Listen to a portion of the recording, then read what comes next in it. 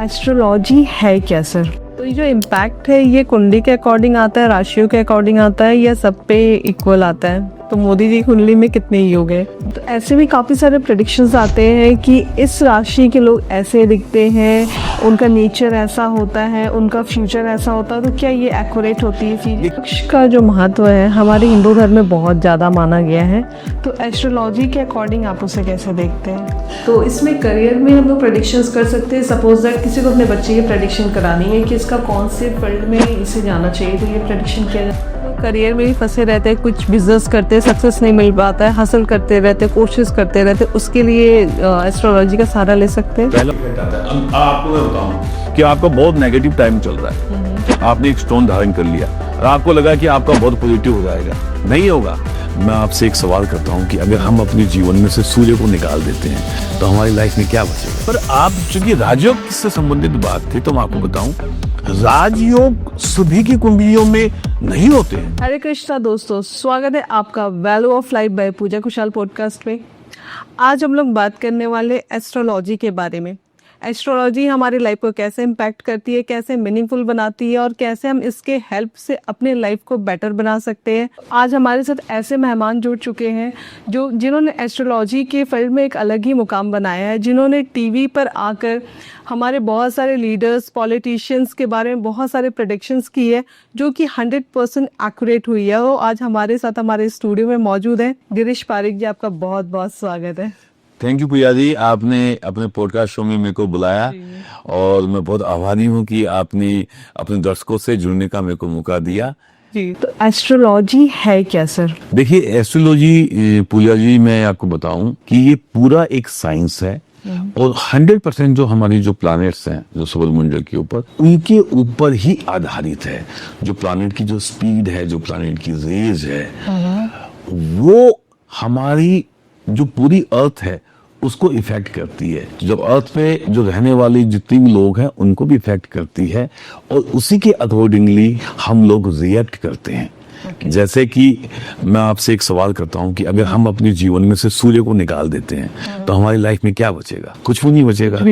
तो सूरज की जो किरणें हैं, यानी जो सन रेज है, उनके होने से अगर हमारा होना या ना होना अगर संभव हो सकता है तो आप ये बताइए कि बाकी की जो प्लैनेट्स हैं उनमें भी तो बहुत सारी गैसेस हैं, मिनरल्स हैं, उनका भी इम्पैक्ट इफेक्ट आएगा ही ना हमारे जीवन के अंदर। तो ये जो इम्पैक्ट है ये कुंडली के अकॉर्डिंग आता है, राशियों के अकॉर्डिंग आता है, या सब पे इक्वल आता है? क्या होता है कि हर एक प्लैनेट की एक पर्टिकुलर एक राशि से दूसरी राशि में जाने का एक समय निर्धारित।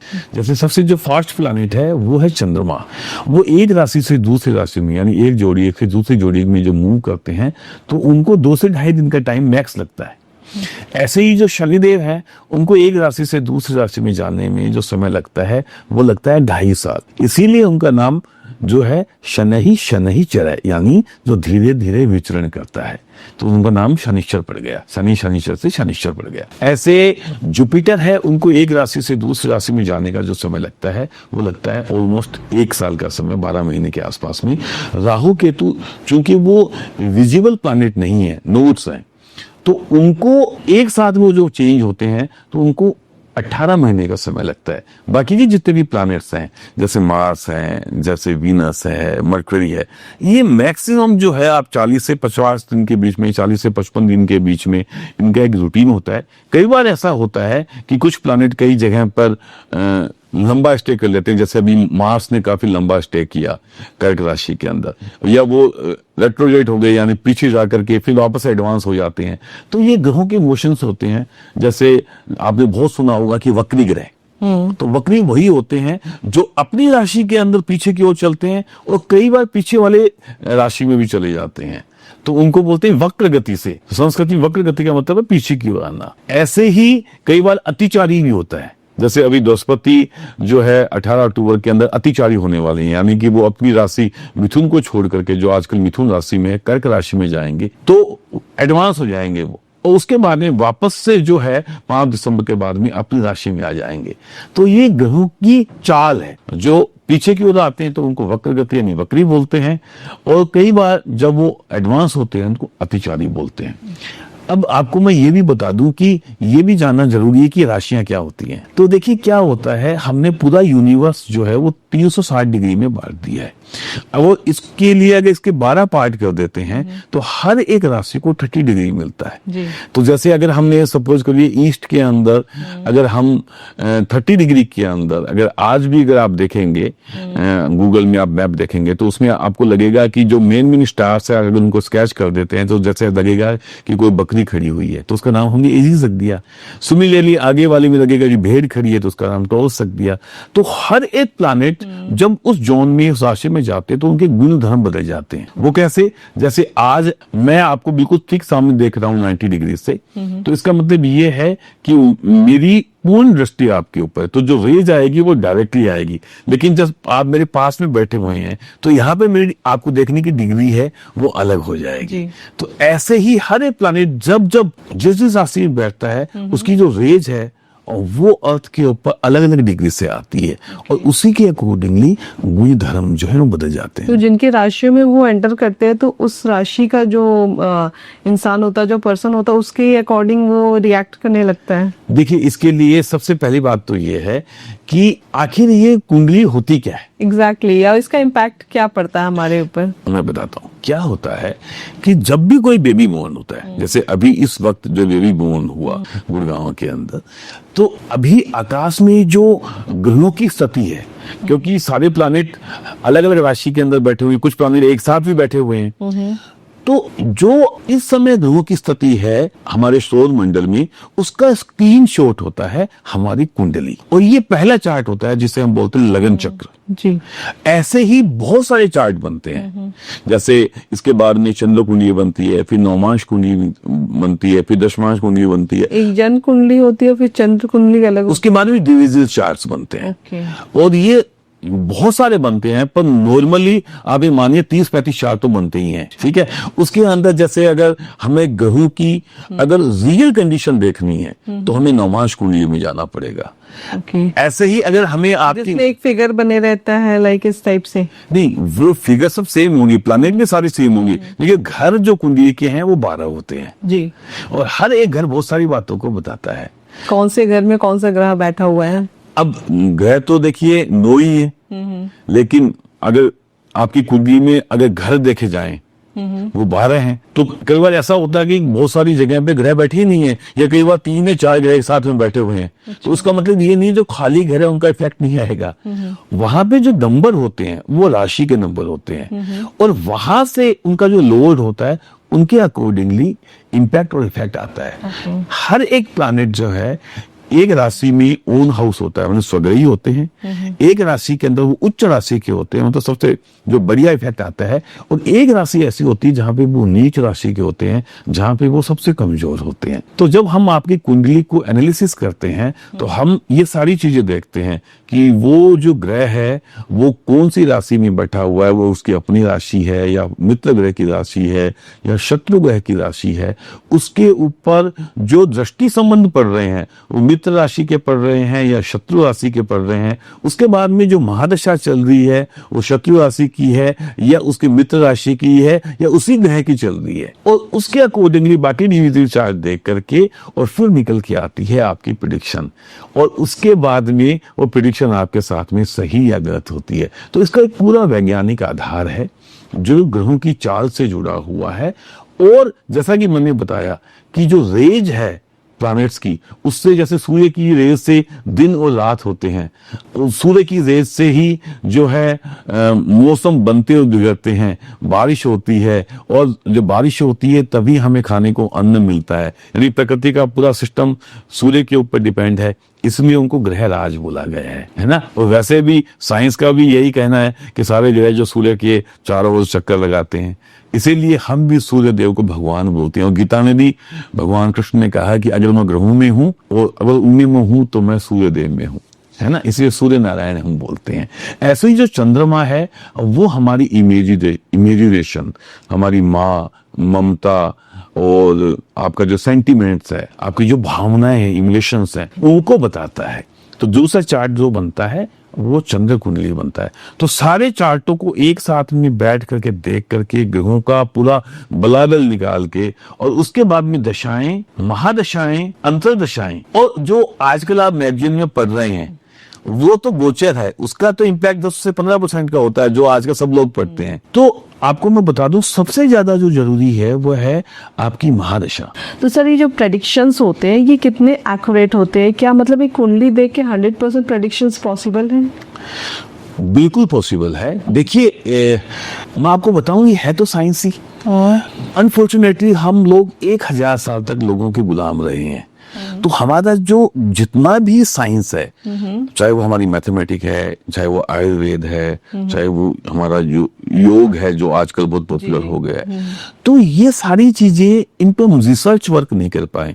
और चूंकि अटैक्स बहुत हुए हैं तो बहुत सारी जो हमारा जो ज्ञान था जो पहले पुस्तकों नहीं समाई था तो वो सब जला दिए गए हैं। जैसे आपको मालूम है नालंदा, तक्षशिला, ये महीनों महीनों तक जले हैं। तो रिसर्च नहीं होने की वजह से अब उतनी एक्यूरेसी नहीं है। लेकिन फिर भी मैं बोलूंगा कि अगर आपने अच्छे से पढ़ा है, तो पढ़ने से भी ज्यादा जिसे बोलते हैं गुणा है। गुणा है इसका मतलब कि आपने पर्सनल लोगों से मिल करके उनकी हॉरोस्कोप को कैसे आपने, जैसे मैंने जब सीखी थी तो मैंने 10-10 साल तक लोगों की हॉरोस्कोप को अपने साथ में रखा और उनके सारे जो मेजर एपिसोड्स थे, कौन सी महादशा में इनकी शादी हुई, कौन सी महादशा में इनके बच्चे हुए, कौन सी महादशा में प्रमोशंस हुए, कौन सी महादशा के अंदर घर के अंदर ज्यादा प्रॉब्लम्स आई हैं, स्ट्रगल हुआ है, उनको नोट डाउन किया है।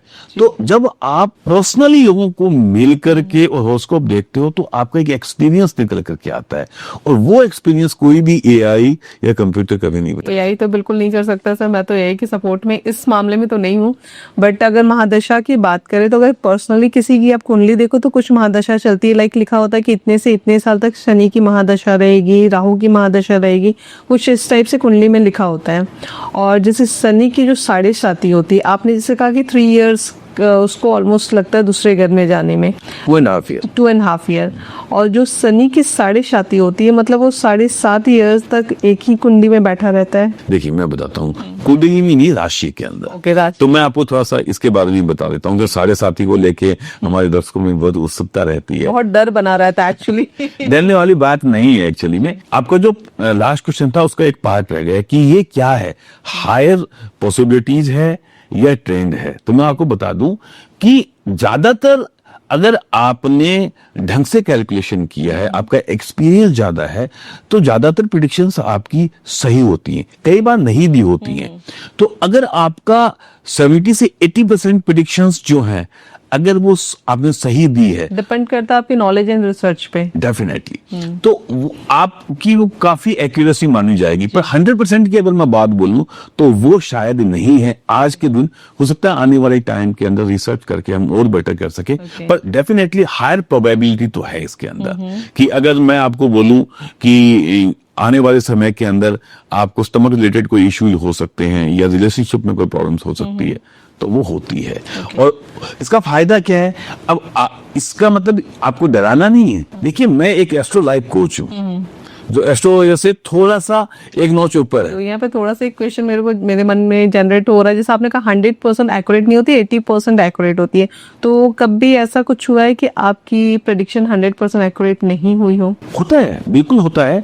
देखिए मेरा जो रेशियो है वो 80% के आसपास में है। ओके, तो मैं 80% और 20% दोनों एक्सपीरियंस जानना चाहती हूँ। हाँ, अब मैं आपको बताऊं कि 80% में तो बहुत सारी चीजें, जैसे मैंने अभी टीवी पे बहुत सारी प्रेडिक्शंस दी हैं जो हमारा 2025 को लेकर के है। न्यू ईयर स्टार्ट होने से 2 दिन पहले ही टीवी के ऊपर मैंने कम से कम 5-6 चैनल्स पे दी है और वो सारी सही नहीं है। आपके 6 स्टेट्स में बीजेपी आएगी, ये काफी वायरल रहा, इसके बारे में थोड़ा बताएं।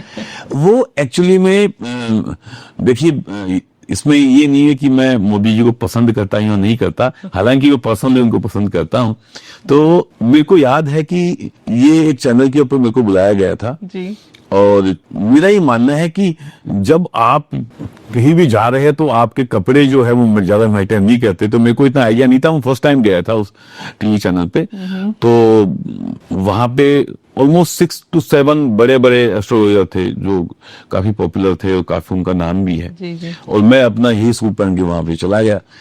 तो वहां पे जब मैं गया तो एंकर ने नॉर्मली इसे पूछ लेते हैं कि सर आपको क्या लगता है कि राजस्थान में इस बार आपको क्या लगता है, आपकी कैलकुलेशन क्या बोलती? तो मैंने कहा देखिए मेरे को तो लगता है कि बीजेपी वहां पे आएगी, तो इस बार आप ये प्रेडिक्शन मत दीजिए, क्योंकि हमने 1 महीने वहां पे कैंपेन किया है और अशोक गहलोत जी ने बहुत बढ़िया काम किया है वहां पे, और राजस्थान के अंदर बीजेपी बटी हुए भी है। तो मेरे ख्याल से तो आपकी प्रेडिक्शन गलत होगी।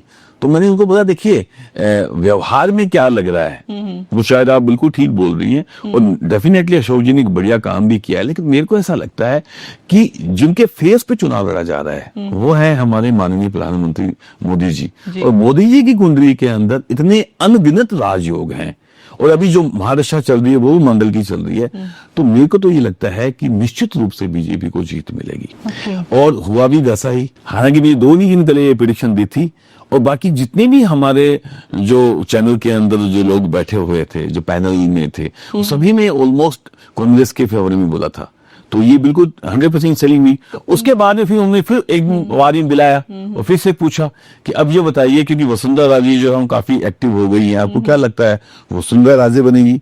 तो मैंने बोला कि देखिए हाड़ौती क्षेत्र की वो रानी है, वो बहुत एक्सपीरियंस भी है, वो रह भी चुकी हैं सीएम, लेकिन मेरे को ऐसा लग रहा है कि इस बार वसुंधरा राजे नहीं बनेंगी, कोई नया एक चेहरा सामने आएगा जो सबको चौंका देगा। और उसके बाद में आप जानते ही हो उस टाइम वहाँ मौजूद सारे लोग भी चौंक गए होंगे। बिल्कुल बिल्कुल चौंक गए थे, और उन्होंने बोला एंकर ने कि आपने तो हमें चौंका ही दिया है, और हुआ भी ऐसा ही। उसके बाद में जो मिस्टर शर्मा बने वहां के, और वो एक बहुत ही जो पार्टी के उस कैडर से आते हैं जहां पे वो कहते हैं ना कि वो आप दरी बिछाने वाली परंपरा से, जी जी, और वो आए। ऑन कैमरा न्यूज चैनल पे इतना बड़ा प्रेडिक्शन करना काफी रिस्की नहीं लगा आपको? नहीं देखिए, यहाँ पे मैं आपको बोलूंगा कि जब आपको अपनी विद्या के ऊपर, यानी जो आपने पढ़ा है, जो आपने एक्सपीरियंस किया है, तो आप बोलोगे तो उसी के ऊपर। Exactly. तो जो आपका एक विश्वास होता है, ठीक है, अब वो गलत भी हो सकता है, लेकिन आपको जब बोलना है तो आप यकीन करेंगे जो आपने पढ़ाई करी है उसी को लेकर Exactly, के। आप उसके ही थ्रू जाओगे। ये बिल्कुल वैसे ही है जैसे एक डॉक्टर जो है वो एमबीबीएस की पढ़ाई करके एमडी करता है, और वो सारे सिम्टम देख करके और एक ये असेस करता है कि आपको ये बीमारी हो सकती है। राइट। उसके साथ में फिर भी एक कम से कम एक लिबर्टी है कि वो आपसे सिम्टम पूछ सकता है। हमारे साथ में तो ये है कि लोग हमें जज करते हैं, आप जो सामने बैठे हैं और फिर देखते हैं कि भाई गिरीश जी के बारे में बहुत सुना है, अब आप बताइए हमारे बारे में। तो हमें पहले आपका पास्ट बताना पड़ता है, फिर जब पास्ट सही होता है तो बंदे को लगता है कि हाँ भाई इसको नॉलेज है। Okay, जैसे आपने कहा मोदी जी की कुंडली में राजयोग है, उनके फेस पे ही उन्होंने अपना मतलब सीएम का जो पोजीशन है वो जीता। तो राजयोग क्या होता है, और मोदी जी का काफी टाइम तक वो काफी स्ट्रगलिंग पीरियड में रहे, सबको ही जानते हैं, तो उसके बाद में राजयोग उनका कैसे स्टार्ट हुआ, थोड़ा इसके बारे में बताएं। देखिए मोदी जी के बारे में तो अगर हम डिस्कस करने लगे तो ये शायद हमारा जो पॉडकास्ट है वो भी कम पड़ जाएगा, पर मैं फिर भी कोशिश करता हूँ कि उनके बारे में बताने की। देखिए क्या होता है कि राजयोग जो है वो कई तरह के हैं। ज्योतिष के अंदर पंच महापुरुष योग जो होते हैं वो सबसे बड़े राजयोग बनाते हैं।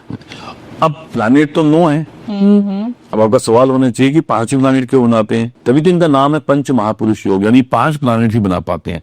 तो जो प्रोड्यूस करने की जो पावर है वो सिर्फ 5 प्लैनेट्स को है। कौन से हैं? जैसे जुपिटर, बृहस्पति अगर आपके केंद्र में है या उच्च के हैं, स्वराशिस्त हैं, ठीक है, तो वो एक राजयोग बनाते हैं पंच महापुरुष योग में, ठीक है ना, और उसका नाम है हंस योग।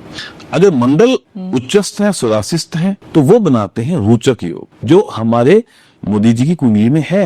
ओके, आपने उनकी कुंडली देखी है? मैं आपसे डिस्कस नहीं कर लूंगा। हाँ, बिल्कुल। ठीक है, और उसके बाद में फिर जो दूसरा प्लैनेट है वो है, तीसरा प्लैनेट है वो है मरक्यूरी यानी बुध। अगर बुध उच्चस्थ है, स्वराशिस्त है, केंद्र में है, तो वो योग बना देंगे और उसका नाम आ गया भद्र योग। ठीक है, ठीक है। उसके अलावा शुक्र की कंडीशन भी अगर यही होती है तो वो बनाते हैं मालव्य योग। ठीक है।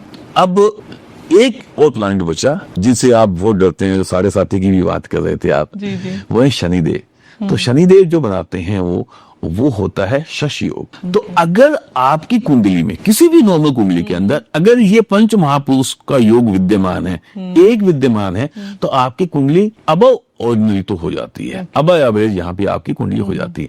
अगर आपकी कुंडली में वो दो योग बन गए तो निश्चित रूप से आप अपने जीवन के अंदर वो करने वाले हैं जो आपके परिवार में बाकी लोगों ने नहीं किया। ओके, तो मोदी जी की कुंडली में कितने योग है? मोदी जी की कुंडली में बहुत सारे योग है। ओके। पर आप चूंकि राजयोग किससे संबंधित बात थी तो मैं आपको बताऊं, राजयोग सभी की कुंडलियों में नहीं होते हैं, इनके अलावा भी बहुत सारे राजयोग होते हैं, जैसे सूर्य बुधादित्य योग है, या जैसे मोदी जी की कुंडली में बात कर लेंगे, बहुत सारे राजयोग है। पर आप ये मान के चलिए उनके उदित होने का समय कब है? एग्जैक्टली, मैं यही पूछने वाली भले वो घटित कब होंगे। जी जी। ठीक है, अब जैसे मोदी जी हैं, मोदी जी ने अपनी जीवन में जितना स्ट्रगल किया है कौन आम आदमी करता है। आप देखिए कि एक छोटी सी चाय की दुकान थी उनके पिताजी की, जी, मतलब प्रेरणा स्रोत है मोदी जी किसी भी व्यक्ति को जो कि हालांकि लोग इसलिए उन्हें ट्रोल करते हैं कि चाय वाला है, चाय वाला है, बट हमें उनसे प्रेरणा लेनी चाहिए। 100% लेनी चाहिए। मतलब मेरे को लगता है कि हमें हर उस सफल व्यक्ति से प्रेरणा लेनी चाहिए जो नीचे से ऊपर की तरफ ऊपर की ओर गया है, और मोदी जी तो सर्वोत्कृष्ट उदाहरण है उसके अंदर। जी जी। क्योंकि आप देखिए एक बहुत ही छोटे से जगह से बिलोंग करने वाले एक बड़े परिवार से, और आज आप देखिए कि किस तरीके से उन्होंने अपनी जर्नी स्टार्ट करी। चाय, उनके पिताजी की चाय की दुकान थी, फिर वहां पे उन्होंने चाय सर्व करनी स्टार्ट करी, फिर उसके बाद में उन्होंने, चूंकि बड़ा परिवार था तो किस तरीके से हम सब जानते हैं उनका स्ट्रगल। लेकिन आप ये देखिए कि आरएसएस के कार्यकर्ता थे, राइट, ठीक है, और एक बहुत छोटे से कमरे में 7 बाई 7 के कमरे में रहते थे, और ये जो उनका जो कुर्ता है वो भी एक्सीडेंटल कुर्ता बना, जो मोदी कुर्ता हम जो बोलते हैं, क्योंकि उनकी जो आस्तीन है वो नीचे से फट गई थी, तो पूरा कुर्ता क्यों खराब करे, इसलिए इन्होंने खुद ही काट करके सिल लिया। आज ये फैशन में ट्रेंड हो रहा है। जी जी। तो इतना हर चीज का एक संतुलन रखना कि कोई भी, इसे मितव्ययी बोलते हैं हिंदी के अंदर, कि कोई भी चीज फालतू नहीं है, उसका जितना हम उपयोग कर सकते हैं, राइट, ठीक है। लेकिन वो जब सीएम बने उसी वक्त वो महादशाएं आई जो उनकी कुंडली में राजयोग का निर्माण करती है, राइट, है ना। और उसके बाद में वो लगातार 2014 तक गुजरात को बदलने वाले एक क्रांतिकारी एक मुख्यमंत्री रहे, एक अलग ही पहचान हासिल करी। और उसके बाद में आज वो शायद पंडित जवाहरलाल नेहरू के बाद ये वो 30वां टर्म पूरा करने वाले जो है वो प्रधानमंत्री बनने वाले हैं। तो निश्चित रूप से मोदी जी की जो कुंडली है अगर हम उसको डिस्कस करते हैं तो मैं आपको बता दूं कि ये वृश्चिक लगन की कुंडली है। तो वृश्चिक लगन के अंदर इनके जो अधिपति होते हैं वो मंगल होते हैं। तो देखिए मंगल जो है वो हमारी ऊर्जा का मालिक होता है, जो हमारी जो कभी भी ना थकने वाली, इसमें पावर, आप देखिए जितने भी बड़े बड़े जो स्पोर्ट्स पर्सनैलिटी हैं, जो हमारी जो एक से बढ़ के एक जो खिलाड़ी हैं, उनका मंगल बढ़िया होगा ही होगा। तो मोदी जी का मंगल से बढ़िया ही नहीं है, लग्नेश लग्न में बैठा हुआ है। लग्नेश मतलब आपका जो पहला घर होता है उसको हम लगन बोलते हैं, जो पहला चार्ट बनता है वो जो है लग्न चक्र होता है, ठीक है, लग्न कुंडली से हम बोलते हैं। उसका जो पहला ही घर होता है उसका जो मालिक है वो मंगल है। और मंगल जो है वही बैठ कर के रोचक पंच महापुरुष योग का निर्माण अपने ही घर पे बैठा हुआ है। अपने ही समय तो बैठ गया, लेकिन रोचक महायोग भी बना गया ना। जो मैंने कहा था कि अगर आपका मंगल स्वराशिष्ट या उच्च का होकर के जी अगर केंद्र में बैठ जाए, ठीक है, वृत्त त्रिकोण के अंदर जब बैठ जाए तो ये एक योग बना देते हैं, और उस योग का नाम आ गया रोचक योग। तो रोचक योग की जो पावर, इसलिए मोदी जी में आपने देखा कभी ना थकने वाली प्रवृत्ति। एग्जैक्टली, बहुत कम वो रेस्ट। एक भी ऐसा आप प्रधानमंत्री बता दीजिए इस संसार के अंदर आज के दिन, मेरे को तो नहीं ध्यान आ रहा कि जिसने आज 12-13 साल हो गए उनको एक भी छुट्टी नहीं करी उन्होंने। एग्जैक्टली, वो सुबह 3-3:30 बजे हो जाते हैं और उसके बाद में 12 बजे तक अनवरत कार्य करते हैं जी। अगर वो 3 दिन के लिए किसी विदेश यात्रा में जा रहे हैं तो 40 से 45 मीटिंग करते हैं, मीटिंग्स अटेंड करते हैं। और मजे की बात है कि बाकायदा जब नवरात्रि होते हैं तो कुछ खाते भी नहीं है, 9 दिन का उपवास रहता है उनका। उसके बावजूद भी उनकी एनर्जी के अंदर आपने कभी कोई कमी देखी? बिल्कुल नहीं, बिल्कुल उस टाइम भी वो अपना काम करते रहते हैं।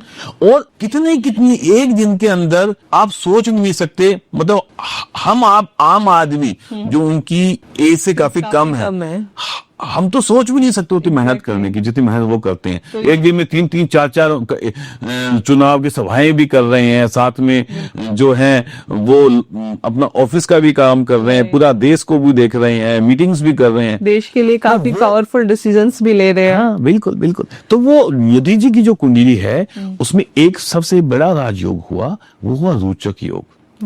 तो यही वो एक्स्ट्रा ऑर्डिनरी हो गया।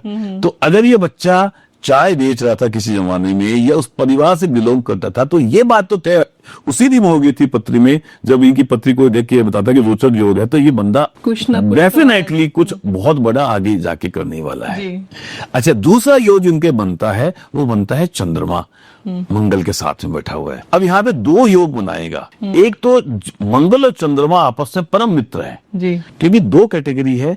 एक है देव ग्रुप जिसमें सूर्य राजा है, मंगल सेनापति है, चंद्रमा रानी है और जुपिटर इनका थिंक टैंक है, जिसे हम बोलते हैं बेनेफिक ग्रुप या देव ग्रुप। दूसरा असुर ग्रुप हो गया, उसमें शनि जो है वो राजा और रानी है, शुक्र जो है वो उनका थिंक टैंक है, यानी वो उनका गुरु है। जैसे बृहस्पति उधर उनके देव गुरु हैं, तो यहाँ पे शुक्राचार्य हैं। उसके बाद में राहु केतु उनके सेनापति हैं और उधर मंगल है। तो ये ग्रुप अलग हो गया। बुध एक मेरे प्लैनेट है जो व्यापारी है, वो जिसका ही परिणाम होता है उसको ज्वाइन कर लेता है। ज्यादातर वो असुर ग्रुप के साथ में रहता है, जैसे शुक्र के साथ में या मरकरी के साथ में, मतलब वो जिसका शनि के साथ में, उसके साथ में बोल लेता है। तो ज्यादातर दैत्य ग्रुप जो है उनके साथ में ज्यादा रहता है, असुर ग्रुप के साथ में। तो मैं आपको ये बताऊं कि यहाँ पे जब मंगल सेनापति है और चंद्रमा क्वीन है, जैसे मैंने बताया, तो इनकी बहुत बढ़िया मित्रता है। तो ये शशि भ्रम योग हो गया, तो वो नहीं विलक्षण योग हो गया। और वृश्चिक लगन के अंदर चंद्रमा भाग्येश होते हैं, तो भाग्येश और लग्नेश इन दोनों की युति बहुत बड़ा राजयोग बनाता है। नॉर्मल हाउस को भी अगर आप देखेंगे और अगर किसी का लग्नेश भाग्य से एक साथ में है, तो वो बहुत बड़ा राजयोग है कि उचित समय पे भाग्य इनका साथ देगा ही देगा। और आपको मालूम होगा कि एक बार जब गुजरात में बहुत ज्यादा दंगे हुए थे, जब आप जानते हैं साबरमती एक्सप्रेस का जो कांड हुआ था, उस समय ऑलमोस्ट इनको हटा दिया गया था, लेकिन वाजपेयी जी ने इनको एक लाइफ टाइम दी थी और उसका उन्होंने बहुत अच्छा सदुपयोग किया था। और बाकी जो उसके बाद में हुआ वो इतिहास है, बिल्कुल है ना।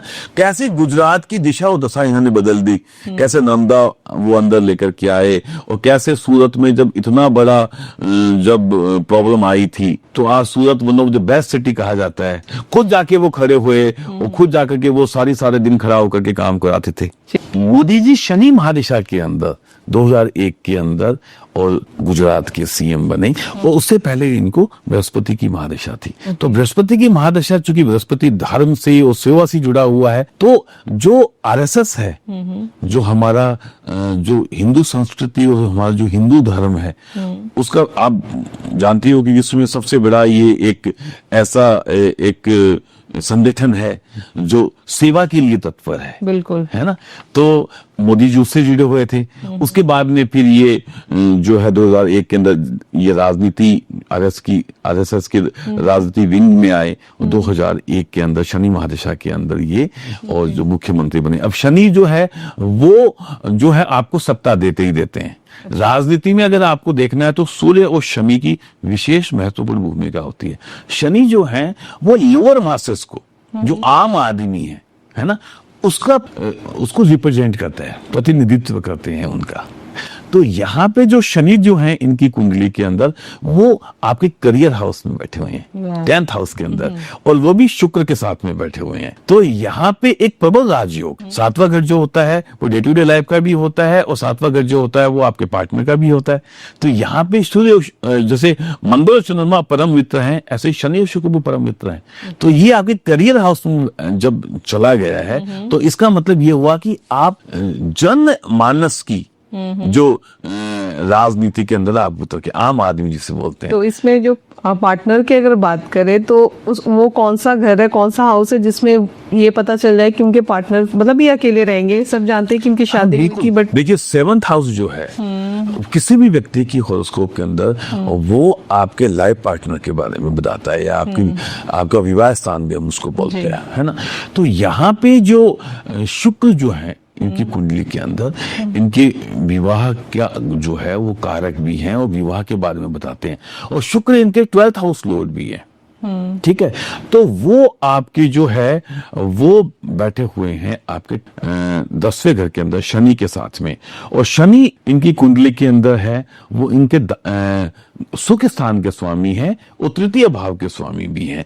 और चूंकि इनकी जो दृष्टि संबंध जो बन रहा है वो इतना बढ़िया नहीं बन रहा है, क्योंकि सामने जो प्लैनेट बैठा हुआ है लगन के अंदर वो मंगल है, क्योंकि ये मांगलिक है। तो वो मंगल जो है वो शुक्र की जगह भी देख रहे हैं, साथ ही साथ में शनि का जो स्थान है निश्चित रूप से उसका भी प्रकोप यहाँ पे आता है। कुंडली से ये चीजें क्लियर हो रही कि इनकी शादी सक्सेस नहीं है। शादी होगी लेकिन वो शादी एक समय के बाद में चल नहीं पाएगी। एक्चुअली में मोदी जी जब सीएम बने जी, तो जो महादशा उस समय जो चल रही थी इनकी वो इनकी शुक्र की महादशा थी। और शुक्र जैसा कि मैंने आपको बताया कि इनके 10वें घर के अंदर बैठे हुए हैं, जी जी, ठीक है। शुक्र की महादशा के अंदर ये सीएम बने, और शुक्र की महादशा के बाद में जो महादशा इनकी आई जो बिल्कुल सत्ता का सुख देने वाली महादशा थी वो सूर्य की महादशा।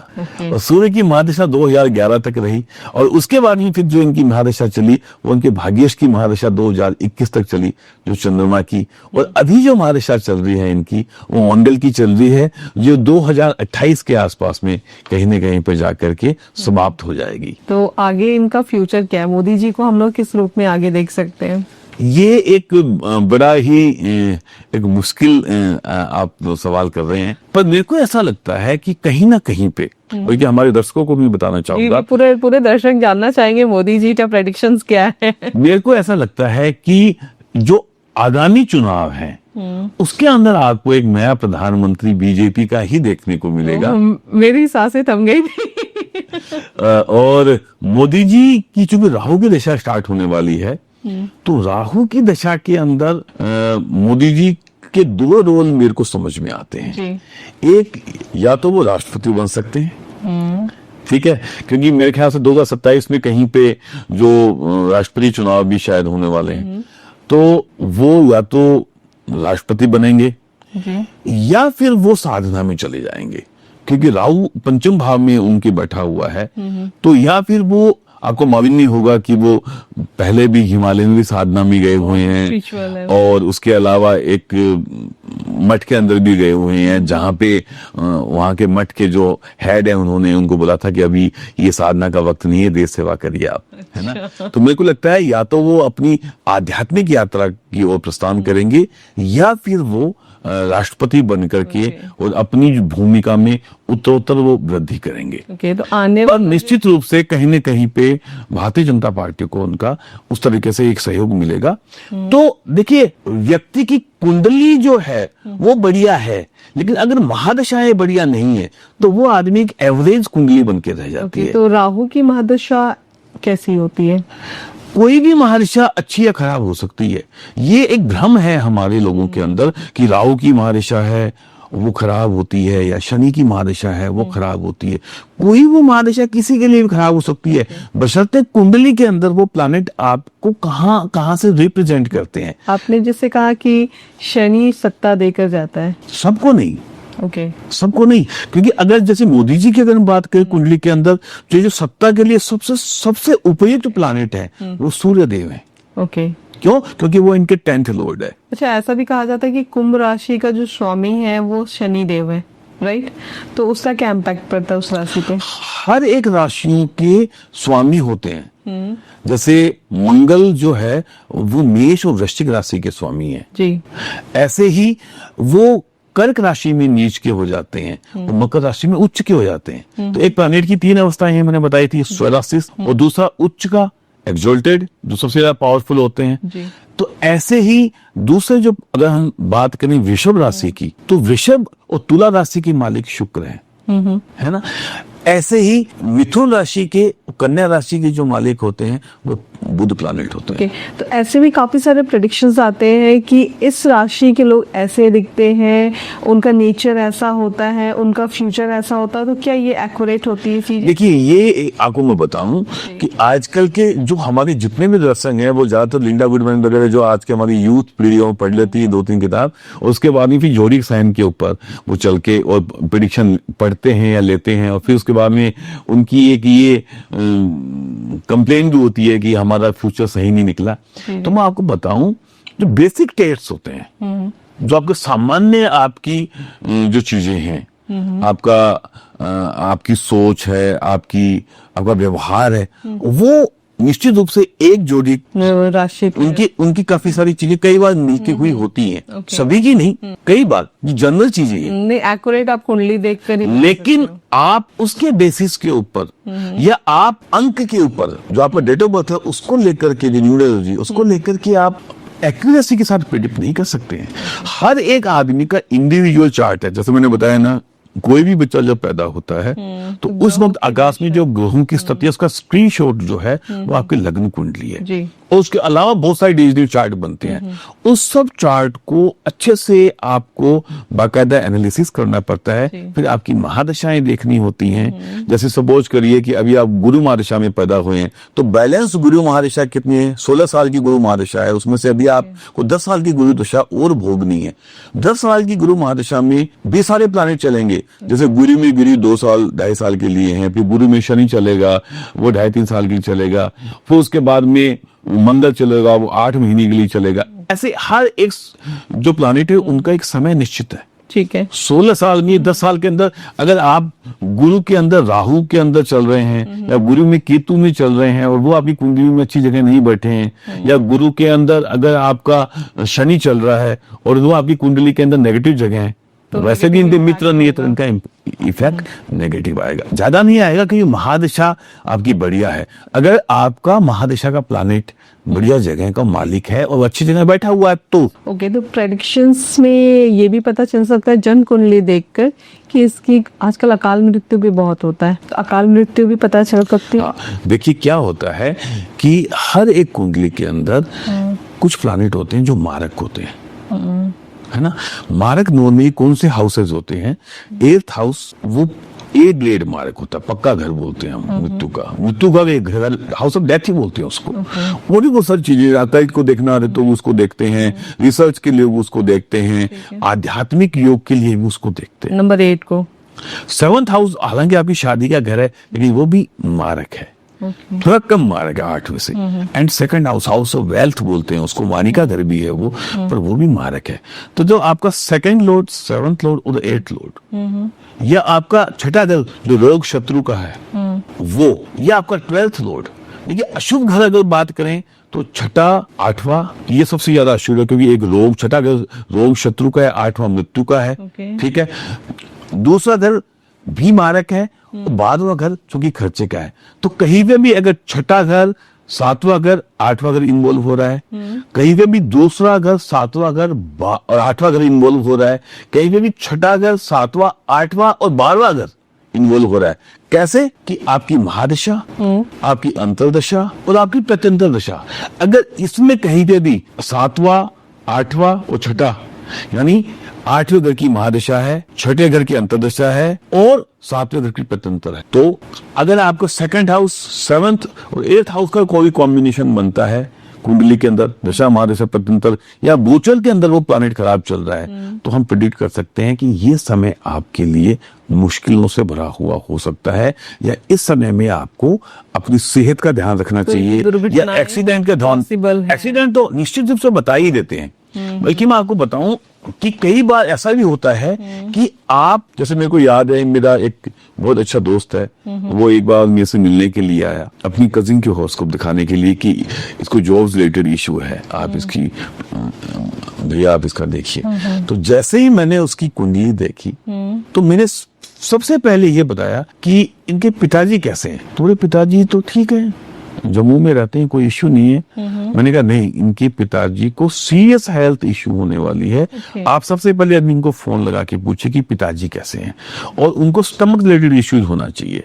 और लीडर से जुड़ा हुआ होना चाहिए। मतलब डॉटर की कुंडली देख के आप फादर बेटे की कुंडली देख करके बाप के बारे में। ओके। तो उसने फोन लगाया मोबाइल फोन से, तो उसने बोला कि कैसे हैं फूफा जी, कैसा चल रहा है, उनकी बुआ के बेटे की हम हॉस्कोप डिस्कस कर रहे थे। तो उन्होंने बोला कि हाँ थोड़ा सा आजकल पिछले 8-10 दिन से पेट में थोड़ी प्रॉब्लम है, तो डॉक्टर को दिखा रहे हैं। तो मैंने फोन लेकर के बोला कि आप सबसे पहले आप इनको दिल्ली लेके आइए और इनका पूरा चेकअप कराइए आप।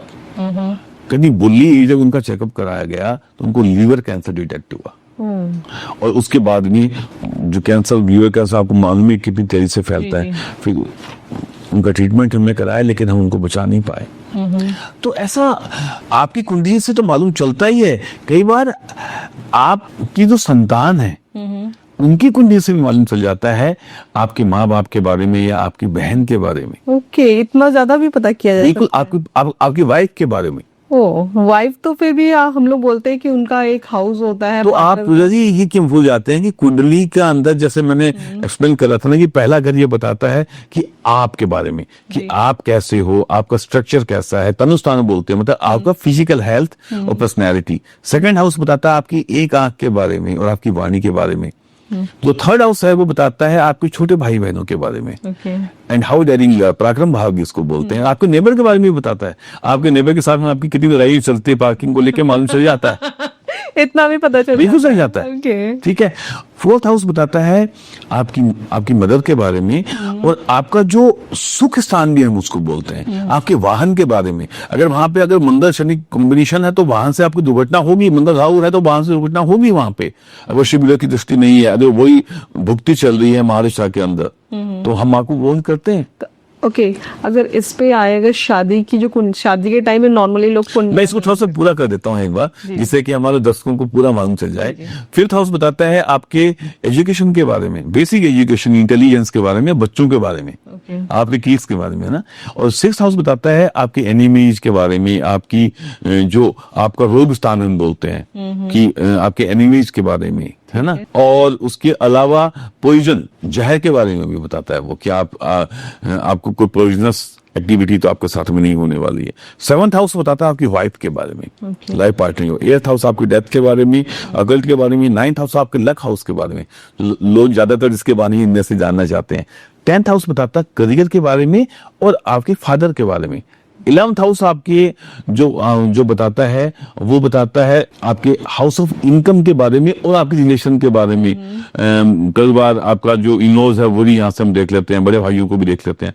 और उसके अलावा 12th हाउस बताता है आपकी एक आंख के बारे में, जैसे एक लेफ्ट होता था, सेकंड हाउस तो राइट आई के बारे में, और हाउस ऑफ एक्सपेंसेस के बारे में। तो ऑलमोस्ट 6th हाउस आपके जो है आपके नाना नानी और मामा मामी के बारे में भी बताता है, स्पेशली मामा मामी के बारे में, है ना। तो शायद कुछ मालूम पड़ जाता है। तो मिला जुला के कुंडली में आपके साथ जो भी लोग जुड़े हुए हैं आपकी लाइफ में जो लोग जुड़े हुए हैं, और आपके शरीर की जो स्थान है, ठीक है, वो चाहे वो आपका हृदय है, वो आपका स्टमक है, वो आपकी आंखें हैं, आपकी वाणी है, आपके जो यूरिनस, जो आपके जो पार्ट्स हैं आपके, जो उनसे जुड़े हुई जो चीजें हैं, आपके घुटने हैं, ठीक है, सारी चीजें, आपकी थाईज हैं, आपके हाथ है, सारा कुछ बता पाते। ओके, इतना डीप रिसर्च होता है? बिल्कुल होता है। बल्कि मैं आपको बोल रहा हूँ कि मेरे को 32 ईयर हो गए हैं एस्ट्रोलॉजी को जानते हुए, पढ़ते हुए। मैं अभी भी एस्ट्रोलॉजी का स्टूडेंट ही हूँ, और स्टूडेंट ही मरूंगा। सीख ही रहे हो अभी? हाँ, अभी मेरे को अगर ज्योतिष 100% है तो मेरे को सिर्फ 32 साल में 1% आया है, जिसमें मैं निश्चित रूप से दावे के साथ भी बोल सकता हूँ कि मैंने 1 लाख से ज्यादा जन्म पत्रियां तो देखी होंगी। और उसके अलावा 1-1 में मैं हजारों लोगों से मिल चुका हूँ। उसके बावजूद भी मेरे को 1% आया है। क्यों?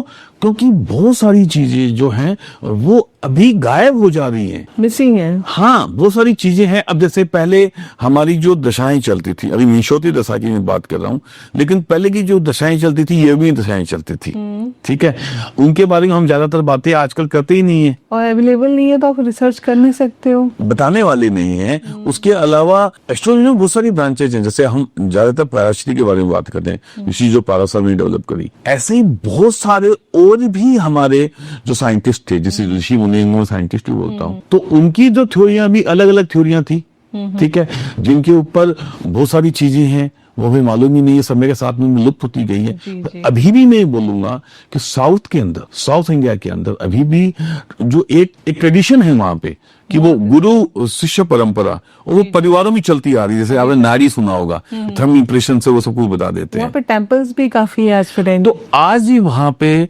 हमारी जो पुरानी जो धर्म और संस्कृति धरोहर है वो सुरक्षित है। नॉर्थ इंडिया में भी अभी कुछ जगह पे अभी बची हुई है, पर धीरे धीरे क्योंकि ये इतना कमर्शलाइज हो गया बहुत है ज्यादा। कि लोगों को अब है ना एक मजाक का पात्र बन गए हैं एस्ट्रोलॉजर। राइट। मजाक का पात्र बनने का रीजन भी यही है कि बहुत लोग कम नॉलेज के में या बिना नॉलेज के भी लोग प्रेडिक्शन तो इसीलिए ना, जैसे कमर्शियल एंगल अब कि आज जैसे कि मेरे को अभी बता ही रहे थे, हम डिस्कस कर रहे थे कि अभी जैसे एआई की जो चैट जीपीटी में डाल करके प्रेडिक्शन ले लेते हैं, वही आपको बता देते हैं।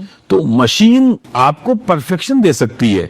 जहां पे कुंडली निर्माण की बात है वहां पे कंप्यूटर का कोई तोड़ नहीं है, क्योंकि कैलकुलेशन है ना, वो हम गलत कर सकते हैं। जैसे पुराने जमाने में कुंडलियां काफी गलत भी बनती थी जी। कैलकुलेशन के अभाव में, लेकिन प्रिडिक्शन तो आपको कई बार तो लोग चलते फिरते भी प्रेडिक्शंस कर देते हैं और गलत प्रेडिक्शंस करते हैं और काफी ज्यादा मोटा अमाउंट भी डिमांड करते हैं, शायद इसलिए भी चलते प्रिडिक्शन तो देखिए नहीं कर सकते, क्योंकि जब तक आप चार्ट को एनालाइज नहीं करेंगे, बुध चार्ट एनालाइज नहीं करेंगे, दशाएं नहीं देखेंगे। फिरते लाइक मैंने अपने लाइफ में ये चीज एक्सपीरियंस किया। लाइक एक बैल होता है, नंदी बैल बोलते हैं उसे, वो लेकर घरों घरों के बाहर नहीं, और वो प्रेडिक्शन करते हैं और वो इंटेंशनली कुछ गलत बताएंगे, कुछ नेगेटिव बताएंगे और फिर उसके सॉल्यूशन के लिए उसके रेमेडी ये देखिए, ये जो आप जितने भी तरीके बोल रहे हैं वो एस्ट्रोलॉजी नहीं है जी। एस्ट्रोलॉजी प्रेडिक्शंस करते हैं वो प्रेडिक्शन तो आप फिर तो वो तोता लेके बैठे हैं वो भी करते हैं ना। बिल्कुल। वही एस्ट्रोलॉजी नहीं है, आप जाननी है एस्ट्रोलॉजी क्या है। एस्ट्रोलॉजी का मतलब ये है ज्योतिष शास्त्र छठा शास्त्र है, और ये बाकायदा आप देखिए जो हमारी रामचरितमानस है उसके अंदर तुलसीदास जी ने कई जगह पे मुहूर्त का जो है विवरण किया है। जैसे भगवान राम का जो मुहूर्त निकला था, ठीक है, और उस उपयुक्त मुहूर्त के अंदर उनको राज्याभिषेक उनका भी हुआ, उनको वनवास मिला, और जो वापस आए तो वो सेम मुहूर्त था, ठीक है। तो जो इसलिए किसी को इंतजार किया ही नहीं, उन्होंने तुरंत उनको बिठा दिया। तो मुहूर्त का जो है वो अपना एस्ट्रोलॉजी एक बहुत विशाल एक शास्त्र है।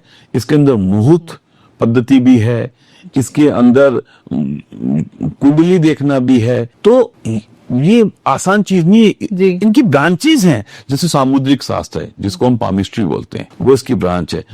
जैसे अंक विज्ञान है, न्यूमरोलॉजी जिसको हम बोलते हैं, ठीक है। वो आजकल बहुत लोग पूछते हैं आपके टेलीफोन के नंबर ये होनी चाहिए, गाड़ी देखिए नंबर लोग, तो नंबर अपने आप को रिपीट करते हैं, वो आपके जीवन के कुछ मेजर ईयर्स बता सकते हैं, लेकिन वो उतनी लिमिटेशन है, ठीक है। जैसे फेस रीडिंग है, ठीक है ना, तो वो हम आपकी शक्ल देख करके, आपकी बनावट देख करके। तो आप भी फेस रीडिंग करते हो सर? देखिए कि जब मेरा ये पैशन है, ठीक है, मैंने तो 30 साल तक इसको एज ए सर्विस ही की है, कभी किसी से कोई चार्ज नहीं किया। क्या फेस रीडिंग करते हो? तो मैंने सब कुछ पढ़ा हुआ है, लेकिन जो मेरा कमांड है वो ज्योतिष शास्त्र के ऊपर है, क्योंकि इसमें आपको सारा कुछ एकदम वैसे दिखाई देता है जैसे कि पर्दे के पीछे कोई चीज घटित हो रही है। जी। जैसे आपने कहा आपने 1 लाख से ज्यादा कुंडलियां आज तक देख चुकी है, तो आज के टाइम में हमें मतलब कुंडलियों एस्ट्रोलॉजी से क्या बेनिफिट्स हम लोग ले सकते हैं, जो भी यंगस्टर्स अपने लाइफ में क्या बेनिफिट्स ले सकते हैं? ये आपने सबसे बढ़िया सवाल किया है। ज्योतिष शास्त्र जो है वो आपको ना तो डराने के लिए है, ठीक है, और ना ही आपको बहुत ज्यादा खुश करने के लिए, क्योंकि नॉर्मली देखा होगा कि या तो ज्योतिष के पास आप जाएंगे तो वो आपको डरा देगा कि आपको एक्सीडेंट होने वाला है, आपकी जोड़ छूटने वाली है, या आपको बहुत बड़ी बीमारी आने वाली है ना। तो ज्यादातर केस के अंदर ऐसा नहीं होता है, और या वो आपको कि 5 साल के बाद में आप तो कंपनी के सीईओ बन जाओगे, या आपका व्यापार बहुत बड़ा हो जाएगा, या आपको बहुत ऐसी गाड़ियां आपके पास भी होंगी। ये दोनों ही घटनाएं बेसिकली नहीं होती हैं। ये मैं आप अपने दर्शकों को क्लियर कर दूं कि ऐसा नहीं होता है, ऐसा बहुत कम केस में होता है कि ऐसा कोई राजयोग अचानक से घटित हो गया, जैसे कि मोदी जी की कुंडली में हुआ, या जैसा कि अमिताभ बच्चन की कुंडली में हुआ, या जैसा कि लालू प्रसाद यादव जी की कुंडली में हुआ, है ना, और भी बहुत सारे लोग हैं। तो मैं आपको ये क्लियर कर दूं कि जो नॉर्मल हॉरोस्कोप होती है, जो आम आदमी की कुंडलियां होती हैं, उनके अंदर ऐसे राजयोग कम होते हैं। और वो जब राजयोग आते हैं तो निश्चित रूप से आप तरक्की करते हैं, लेकिन वो तरक्की आपकी कुंडली के अकॉर्डिंग ही होती है। आप इसको ऐसे समझिए कि जैसे आप एक गांव में पैदा हुए हैं, अब आपकी कुंडली के अंदर कुछ अच्छे कॉम्बिनेशंस बन रहे हैं कि इस कुंडली के अंदर ऐसा लगता है कि आपके अंदर लीडरशिप क्वालिटी है, आप राजनीति में जाएंगे। तो अगर वो एक साधारण योग और राजयोग बने हुए हैं तो उस संबंधित ग्रह की महादशा में हो सकता है कि आप वहां के ग्राम पंचायत के चुनाव जीत जाएं और सरपंच बन जाएं। राइट। ठीक है, या आप उससे जो आगे की जो पोस्ट है उसके लिए चुनाव लड़के जीत सकते हैं। लेकिन यहीं पे अगर आपकी कुंडली के अंदर कोई पंच महापुरुष योग बना हुआ है तो हो सकता है आप विधायक भी बन जाए। बिल्कुल है। और वैसे ही जैसे अगर आप एक व्यापारी के घर में पैदा हुए हैं, आपकी कुंडली में बुध बढ़िया है, तो हो सकता है कि आप बहुत अच्छा व्यापार, जो प्लेटफॉर्म आपके फादर ने आपको दिया है उससे कहीं गुना बढ़िया आप अपने बच्चों को देकर के जाएं। तो इसमें करियर में हम लोग प्रेडिक्शंस कर सकते हैं। सपोज दैट किसी को अपने बच्चे की प्रेडिक्शन करानी है कि इसका कौन से फील्ड में इसे जाना चाहिए, तो ये प्रेडिक्शन किया जाता है। ये तो बहुत आम प्रेडिक्शंस है, आप कुंडली देख करके बिल्कुल बता सकते हो। देखिए ज्योतिष क्या है, हमने बताया ना कि हमारा काम, पहले के लोग ज्यादा समझदार होते थे, आजकल क्या है, हम हर एक चीज के लिए कंसल्टेंट्स के पास जाते हैं। एजुकेशन के पास लेनी है तो बच्चों को हम क्या दिलाएं, अलग अलग तरह के कंसल्टेंट है। ठीक है, शादी के लिए, शादी को दिक्कत आ रही है तो अलग जगह की कंसल्टेंसी ले रहे हैं। पहले के जो लोग वो ज्यादा समझदार थे, एक ही आदमी को जिसको ज्योतिष आता था वो सबका कंसल्टेंट है। वो ये भी बता रहा है कि आपकी शादी कब होगी, वो ये भी बता रहा है कि आपको इस बीमारी से निजात कब मिलेगी, वो ये भी बता रहा है कि आपको कौन सी पढ़ाई पढ़नी चाहिए, वो आपको ये भी बता रहा है कि आपकी तरक्की कब होने वाली है, आपकी शादी कब होने वाली है, आपके बच्चे कब होने वाले हैं। बहुत लोग करियर में भी फंसे रहते हैं, कुछ बिजनेस करते हैं, सक्सेस नहीं मिल पाता है, हासिल करते रहते, कोशिश करते रहते, उसके लिए एस्ट्रोलॉजी का सहारा ले सकते हैं। पहला सवाल आपका था एजुकेशन से जुड़ा हुआ।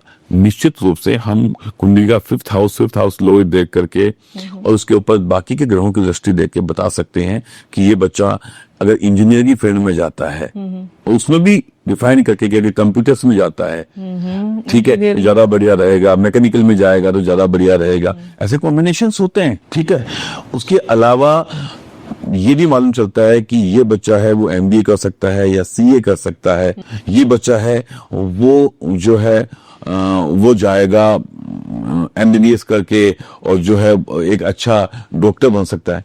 बल्कि मेरे को एक याद आ रहा है, अभी मैं अपनी बुआ के घर पे गया था, तो वहां पे जो बुआ जी के मेरे बेटे हैं तो वो मेरे पास में आए, उनकी मदर ने आके मुझको बोला कि आप जो है ना आपकी प्रेडिक्शन सारी सही हुई और मेरा बेटा डॉक्टर बन गया। तो मैंने बोला मैंने आपकी प्रेडिक्शन कब दी? तो उन्होंने याद दिलाया, ना केवल याद दिलाया बल्कि वो मेरा लिखा हुआ पेपर मेरे सामने लेकर के आए। वो आज से कोई 17 साल पहले मैं उदयपुर गया था मेरे चाचा जी के घर में, और वहां पे जो इनकी बेटी की बहू थी, जो हमारी पुत्र वधू है, वो आई मेरे जो, और उन्होंने मेरे को बोला कि भैया ये हॉरोस्कोप देखी, मेरा बेटा है ना ये बिल्कुल पढ़ाई में खराब है और ये 8th क्लास में भी है ना बड़ी मुश्किल से पास हो रहा है इसके, तो मेरे को तो इसकी करियर की बड़ी चिंता है। तो मैंने उसके चार्ट देखा तो मैंने बोला कि ये तो डॉक्टर बनेगा। तो वो सब हंसने लग गए कि आप कैसी बातें कर रहे हो, हमें तो ये लगता है कि बस ये किसी तरीके से अपनी डिग्री ले ले तो ही बहुत है, गनीमत है। जी। तो मेरे को अच्छी से याद है कि पहले मैं जब भी हॉरोस्कोप देखता था तो उस पर अपनी पूरी मार्किंग करता था कि ये प्लैनेट अच्छा है, ये प्लैनेट अच्छा है, जो हमने सीखी हुई है, और ये टाइम होगा जिसके अंदर डॉक्टर, तो मैंने उसमें लिखा हुआ था कि ये जो बच्चा है वो डॉक्टर बनेगा और सर्जन बनेगा और इस फील्ड में जाएगा और काफी एडवांस जो पढ़ाई करने वाला है, जो MD की पढ़ाई होती है। तो जब मैं गया तो वो बच्चा मेरे पास में बैठा हुआ था और उसने मेरे को वो पूरी मेरी कुंडली दिखाई और मैंने अपनी राइटिंग देखी और मैं खुद सरप्राइज हो गया। तो बोला कि मैं बिल्कुल अब अभी एमडी की तैयारी कर रहा हूँ और ये आप ही की प्रेडिक्शन में तो आपका बहुत बड़ा फैन हूँ। तो ऐसा होता है कि ऐसे बहुत सारी प्रेडिक्शंस मिले। बहुत लोग जैसे मैंने क्वेश्चन डाला था कि बिजनेस में बहुत प्रॉब्लम आती है, बहुत हसल करते, बहुत कोशिश करते, लेकिन लोग आगे नहीं बढ़ पाते, लॉसेस फेस करते, तो उसमें भी वो कुछ प्रेडिक्शंस करा सकते हैं। आप अपने जीवन से जुड़ी हुई हर चीज की प्रेडिक्शंस ले सकते हैं। तो ऐसा कोई केस आया हो आपके पास बिजनेस से रिलेटेड? मैं आपको बिजनेस से रिलेटेड भी केस बताऊंगा। मैं आपको ये भी बताऊंगा कि जो हमारे बड़े बड़े लीडर हैं, चूंकि एक सेलिब्रिटी कोच हूँ, तो मैं फिल्म वर्ल्ड के लोगों से भी जुड़ा हुआ हूँ, स्पोर्ट्स वर्ल्ड के लोगों से भी जुड़ा हुआ हूँ, जिनको आप टीवी पे देख रहे हैं या जिनको आप रोज न्यूज़पेपर में देखते हैं। ठीक है, मैं आपको ये भी बताऊंगा कि किस तरीके से प्रिडिक्शन उसको दी गई थी। उस समय वो उस फील्ड के अंदर ही नहीं थे। अच्छा। और ये कहा है कि उन्होंने अपना फील्ड चेंज किया और उसके बाद में उन्होंने आज वो नेशनल लेवल के जो है खिलाड़ी हैं या प्लेयर हैं या हीरो हैं। ओके। तो देखिए क्या होता है कि मेरे को याद है कि आपको कई बार नहीं लगता कि जैसे आप जॉब कर रहे हैं, आपने एक पढ़ाई करी है, लेकिन आप उस जॉब के साथ में अपने आप को कभी कंफर्टेबल नहीं पाते हो। ठीक है, और आपको हमेशा ये लग रहा है कि बस आप सिर्फ अपनी जरूरतें पूरी करने के लिए आप यहाँ पर बंधे हुए हैं। तो मैं आपको बताऊं, मैं इसका सबसे बड़ा एग्जाम्पल हूँ। ओके। ठीक है, मैंने अपनी जीवन की शुरुआत करी, क्योंकि मैं कॉमर्स पोस्ट ग्रेजुएट हूँ और उसके बाद में मैंने एडवांस पढ़ाई करी। तो मैंने अपना जो करियर स्टार्ट किया वो किया जो फाइनेंस से या अकाउंट से जुड़ा हुआ, लेकिन चूंकि एस्ट्रोलॉजी से जुड़ा हुआ था, लोगों को एक्सप्लेन अच्छे से करता था, बताता अच्छे से था, तो मेरे को हर बार जो मेरे से मिलते थे वो यही कहते थे कि आपको तो जो है सेल्स में या मार्केटिंग में होना चाहिए। आप तो मैं बोलता था कि भाई मैंने जो पढ़ाई पढ़ी है मैं तो उसी का काम करूंगा। जी। और एक पॉइंट पे आकर के जहां पे मैं जॉब कर रहा था एक मल्टीनेशनल कंपनी में, वहां पे मेरे को लगा कि मेरी लिमिट्स है, उसके ऊपर मैं नहीं बहुत कर पाऊंगा। तो जब योग आता है तो कैसे आपकी वो चीज चेंज हो जाती है। मैं आपको वो बता रहा था। तो मैं जिस कंपनी में था वहां पे कुछ मेजर शिफ्ट होने लगा और एक्सीडेंटली मैं जिस कंपनी में था उसके अंदर वो बिल्कुल एक टेक्नोलॉजी प्रोजेक्ट बनाती है, हाई स्पीड कटिंग टूल्स हम बनाते थे और उसके लिए मैकेनिकल इंजीनियर्स जो हैं वही उस काम को प्रॉपर कर सकते हैं और वही उस कंपनी को लीड भी करते हैं क्योंकि उनको उस फील्ड का नॉलेज होता है। तो जैसे ही मेरी महादशा बदली और वहां पे मेरे को ये अपॉर्चुनिटी मिली कि नॉर्थ इंडिया का कम से कम 7 या 8 स्टेट का जो सेल मेरी जो ब्रांच से होती थी उसको मेरे को हेड बनाया गया। तो मेरे लिए तो काफी चैलेंजिंग था, बाकी लोगों के लिए शॉकिंग था कि ये कैसे होगा कि आपको तो टूल्स की एबीसी भी नहीं आती। आपको क्या मालूम इसकी ज्योमेट्री क्या होती है। लेकिन मैंने 30 साल वहां पे काम किया, जिसके अंदर ऑलमोस्ट 20-22 साल में वहां पे नॉर्दर्न इंडिया हेड बनकर के मैंने काम किया और कोई ऐसी चीज नहीं थी जो टूल से जुड़ी हुई थी जो मेरे को नहीं आती थी।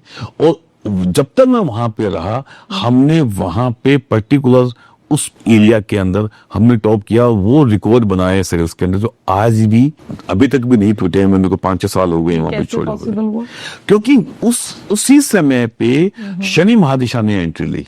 और शनि महादिशा आपको मालूम है लोहे को रिप्रेजेंट करती है। और उसके बाद में क्योंकि देखिए क्या होता है कि आपने एक पढ़ाई करी होती है, लेकिन जो एक प्रैक्टिकल नॉलेज होता है, जब आप टूल्स को लेकर के उसको समझते हो या किसी भी चीज को आप समझते हो तो वो चीज आपको आ ही जाती है। तो जब हम इंटरव्यू लेते थे मैकेनिकल इंजीनियर्स के जो डिग्री होल्डर्स से, जब हम उनको पूछते थे तो आजकल तो आपको मालूम नहीं है कि बेसिक पढ़ाई पढ़ करके आते हैं, तो उनको ट्रेनिंग हम दिया करते थे कि ये टू ज्योमेट्री होती है, ठीक है, उसका पॉइंट एंगल होता है। तो जब समय आता है तो वो परिवर्तन लेके आता है। लेकिन ज्योतिष का फायदा यही है कि उस समय को मेरे को मालूम था कि मेरा समय चेंज हो रहा है, तो मैंने वो चैलेंज आगे बढ़ करके लिया जी, ठीक है, और अपने आप को प्रूव करने की कोशिश करी। आपको ज्योतिषी विद्या आती थी? हाँ बिल्कुल, ये तो मैंने 11th क्लास के अंदर, because I am person it was very interesting. तो आपने अपनी कुंडली प्रेडिक्ट कर रखी थी? देखिए आदमी सबसे ज्यादा अपनी कुंडली को ही देख के सीखता है जी, है ना। तो आपको पता था ये चेंजेस आने वाले हैं? बिल्कुल, महादिशाएं तो आप भी अभी कुंडली देखेंगे तो आपको मालूम हो जाएगा विश्वोत्तरी महादशा की कब चेंज हो रही है। तो जब वो महादशा चेंज होगी तो आपके जीवन में परिवर्तन आएगा। जैसे मैं आपको बताऊं कि इसको 30 साल तक मैंने एज ए सर्विस करी, मैंने कभी किसी से चार्ज नहीं किया, लेकिन एज ए प्रोफेशन में इसमें तब आया जब अगेन महादशा चेंज होने वाली थी। जब मरकुरी की महादशा मेरी आई उसके 2-3 साल पहले से, और जब 7.5 स्टार्ट हुई तो एकदम से मेरा ये जो फील्ड है वो डाइवर्ट एज अ प्रोफेशन आपने इसको काम, और मैंने इसको एज ए प्रोफेशन स्टार्ट किया। और फिर मैं मीडिया से जुड़ा और मैं टीवी पे भी आने लग गया हूँ, मैं पॉडकास्ट भी कर रहा हूँ, मेरे खुद के भी 2 यूट्यूब चैनल चल रहे हैं। उसके अलावा मैंने आपको जैसे बताया ही कि मैं एस्ट्रो लाइफ कोच का मतलब ये होता है जो आपको प्रिडिक्ट ही ना करे, जो आपके जीवन के अंदर लाइक एक सुख सारथी, जैसे कि जब आपकी जीवन में जो स्ट्रगल आ रहा है तो वो आपके साथ में आपको प्रेडिक्ट करके और आपके मुश्किल समय में आपके साथ साथ चले आपके उस सक्सेसफुल जर्नी के अंदर। तो मेरा काम ये है कि जहां पर भी आपको लगता है कि आपकी जो जर्नी है उसमें स्ट्रगल आ रहा है या रोड ब्लॉक्स आ गए हैं, वहां पे मैं आपको आपकी डे टू डे लाइफ के अंदर कुंडली देख करके गाइड करता हूँ। आपका मेरा काम है, यस एग्जैक्टली, एक सुख सारथी की भूमिका निभाता हूँ और आपकी सक्सेसफुल जर्नी के अंदर आपका एक पार्ट बनता हूँ। क्योंकि एस्ट्रोलॉजी ना डराने के लिए है, ना कुतूहल पैदा करने के लिए है, ना आपको अंधविश्वासी बनाने के लिए, वो आपका जो पोटेंशियल है उससे आपका सामना कराने के लिए। लेकिन आप गलत डायरेक्शन में चल रहे हो। देखिए क्या होता है, हर इंसान के अंदर वीकनेस होती है, स्ट्रेंथ होता है। हमारा काम है कि हम आपको अपनी स्ट्रेंथ बताएं कि आपकी ये स्ट्रेंथ है, आपका ये पोटेंशियल है, और आप जहां पे एफर्ट कर रहे हैं वो डायरेक्शन गलत है, राइट, या आपका जो आपका फोकस है वो प्रॉपर नहीं है। तो मैं अपने दर्शकों को ये बताना चाहूंगा इस पॉडकास्ट के थ्रू कि एस्ट्रोलॉजी से डरने की जरूरत नहीं है, इसका आप सपोर्ट लीजिए। और देखिए ये तो आप मान लीजिए कि मेहनत तो आप ही को करनी है। अगर आप ये सोच रहे हैं कि बैठे बैठाए सब कुछ हो जाएगा तो आप एस्ट्रोलॉजी में बिलीव मत करिए, क्योंकि एस्ट्रोलॉजी का मतलब ही यही है कि आगे बढ़ के चैलेंजेस को लेना। 9 to 6 की जॉब के अंदर आप कामयाब नहीं हो सकते। अगर आपको कुछ करना है तो आपको एक्स्ट्रा ऑर्डिनरी करना पड़ेगा। अगर आपको सपने बुनने हैं तो उसके लिए आपको मेहनत भी बहुत करनी होगी, लेकिन वो मेहनत, वो हार्ड वर्किंग, जो स्मार्ट वर्किंग योगी आपकी है वो सही डायरेक्शन में जाए, और ये काम जो है वो आपको एक एस्ट्रोलॉजी वो आपको निश्चित रूप से गाइड करती है। मेहनत आप ही को करनी है। आप ऐसे समझिए कि एक घने जंगल से आपको निकल के जाना है, और उस जंगल के अंदर अनगिनत बाधाएं हैं। उसके अंदर आपको कांटे भी मिलेंगे, उस जंगल के अंदर आपको नदी भी मिलेगी, उसके अंदर आपको दलदल भी मिलेगा, उसके अंदर लुटेरे भी मिलेंगे, जंगली जानवर भी मिलेंगे। तो एस्ट्रोलॉजर जो है और एस्ट्रोलॉजी है वो आपको एक गाइड बन करके आपके पाथ फाइंडर बनेंगे। हम आपको उस भयानक रास्ते के अंदर टॉर्च से रास्ता दिखा सकती है एस्ट्रोलॉजी। वो बता सकती है कि यहाँ पे आपको जंगली जानवर मिलने वाले हैं, यहाँ पर आपको नदी मिलने वाली है, और वो रास्ता जो पार करना है वो आपको करना है जी। लेकिन जब आपको ये मालूम चल जाता है कि ये समय पे बाधाएं आने वाली है और यहाँ से प्रॉब्लम्स आने वाली हैं, तो निश्चित रूप से आप अपने आप को उस तरीके से मेंटली, इमोशनली, फाइनेंशियली प्रिपेयर कर सकते हो, और उस संभावित खतरों को आप उनसे या तो बच सकते हो या आपको इतना डैमेज करेंगे कि आप उनसे अपने आप को बचा सकते हो, उस डैमेज को आप कंट्रोल कर सकते हो। सो जैसे कि आपने बताया कि कुछ नेगेटिव प्रेडिक्शंस भी हम लोग को पहले से पता चल सकता है, जिसके लिए हम लोग प्रिपेयर कर सकते हैं खुद को। तो इसमें कुछ रेमेडीज काम करती है, लाइक बहुत लोग बहुत सारे रत्न पहनते हैं, मोती, पत्थर, तो ये सारी कितना वर्क करती है? देखिए इसके लिए मैं आपको बताऊं कि उपाय जी, जिसे हम रेमेडीज बोलते हैं, जी जी, तो उपाय 3 तरह के होते हैं। एक होता है जो हमारी वैदिक रेमेडीज है, जिससे अंदर संबंधित जो ग्रह जो आपको प्रॉब्लम क्रिएट कर रहे हैं, जैसे 7.5 की आपने बात करी थी, तो 7.5 में भी ये एक बहुत बड़ी एक भ्रांति है कि 7.5 आएगी तो वो आपको बर्बाद कर देगी। ऐसा नहीं है। 7.5 क्या होती है मैं आपको बता देता हूँ, हमारे दर्शक, हमारी जो ऑडियंस है वो भी जान ले, हमारे दर्शक भी ये जान ले कि शनिदेव एक साथ में 3 राशियों पे 7.5 लगा करके रहते हैं। जैसे 2.5 साल के इनके 3 फेज होते हैं, ठीक है। तो इस समय की अगर मैं बात करूं तो कुंभ राशि की 5 साल पूरे हो गए हैं, लास्ट का फेज उनका चल रहा है। ओके। कुंभ राशि, अगली राशि जो मीन राशि है, उनके 2.5 साल पूरे होकर के मध्य की 7.5 चल रही है। और मेष राशि जो है, जो मीन राशि के बाद में आती है, उनके अभी 29 मार्च से शनिदेव की 7.5 लगी है।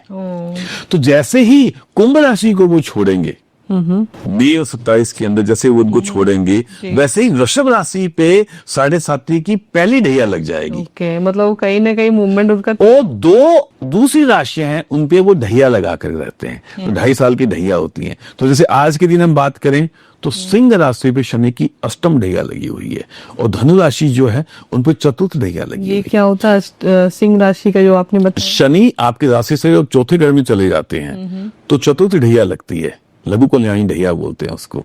ठीक है, तो आप चौथा घर जो होता है आपके सुख स्थान का हुआ, आपके वाहन का हुआ, आपकी घरेलू सुख सुविधाओं का हुआ, तो यहां से संबंधित प्रॉब्लम्स आपको मिल सकती हैं।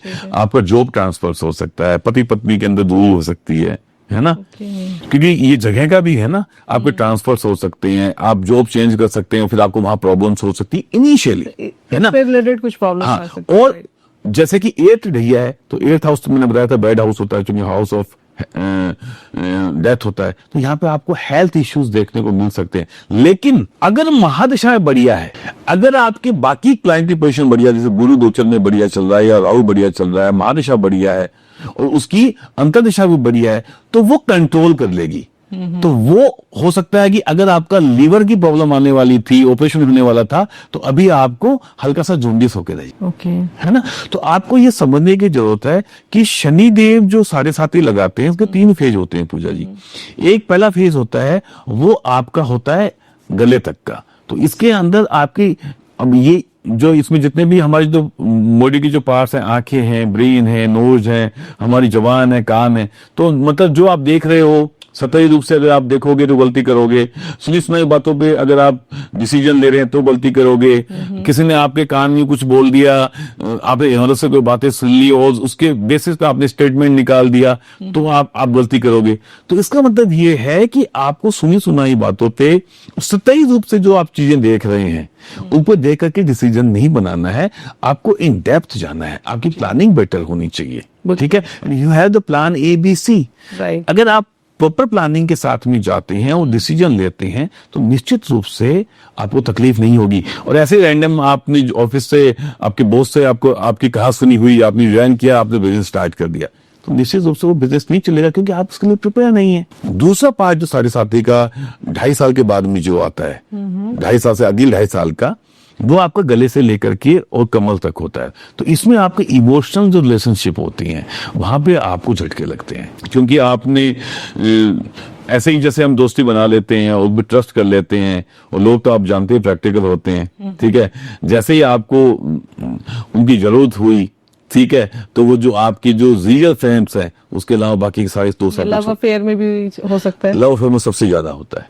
तो ये सेकंड फेज की जो आप 7.5 को देख करके आप बता सकते हो कि आपकी रिलेशनशिप ब्रेक होते हैं। कई बार ऐसा भी होता है जो बहुत बुरा होता है कि आपके कोई बहुत नियर एंड डियर वो भी आपको छोड़ के चले जाते हैं, हमेशा के लिए उनकी डेथ हो जाती है। वो एक बहुत इमोशनल ब्रेक होता है और उसमें आदमी टूट जाता है। फिर जो 30 से 7.5 का पार्ट होता है वो कमर से लेके पांव तक होता है।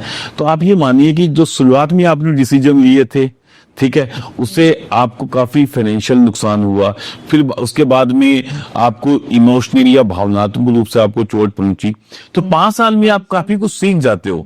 ठीक है, पैसे का भी नुकसान कर सकते हो, अपनी पर्सनल रिलेशनशिप भी आपको टूट जाती है, तो उससे आप सीखते हो ना। राइट। भाई शनि सीखने के 2 तरीके हैं, या तो आप एक्सपीरियंस से सीख लीजिए या चोट खा के सीखिए, है ना। जब आप सीख लेते हैं तो उसके बाद में फिर आप एफर्ट करते हैं, तो उसमें फिर ये होता है कि आपको भाग दौड़ बहुत करनी पड़ती है।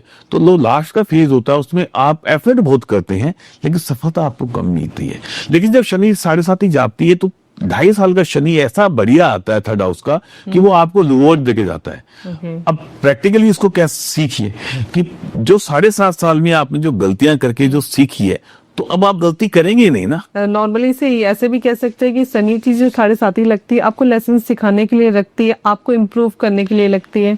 एग्जैक्टली ये एक स्टडिंग पीरियड होता है, ये एक लर्निंग पीरियड होता है।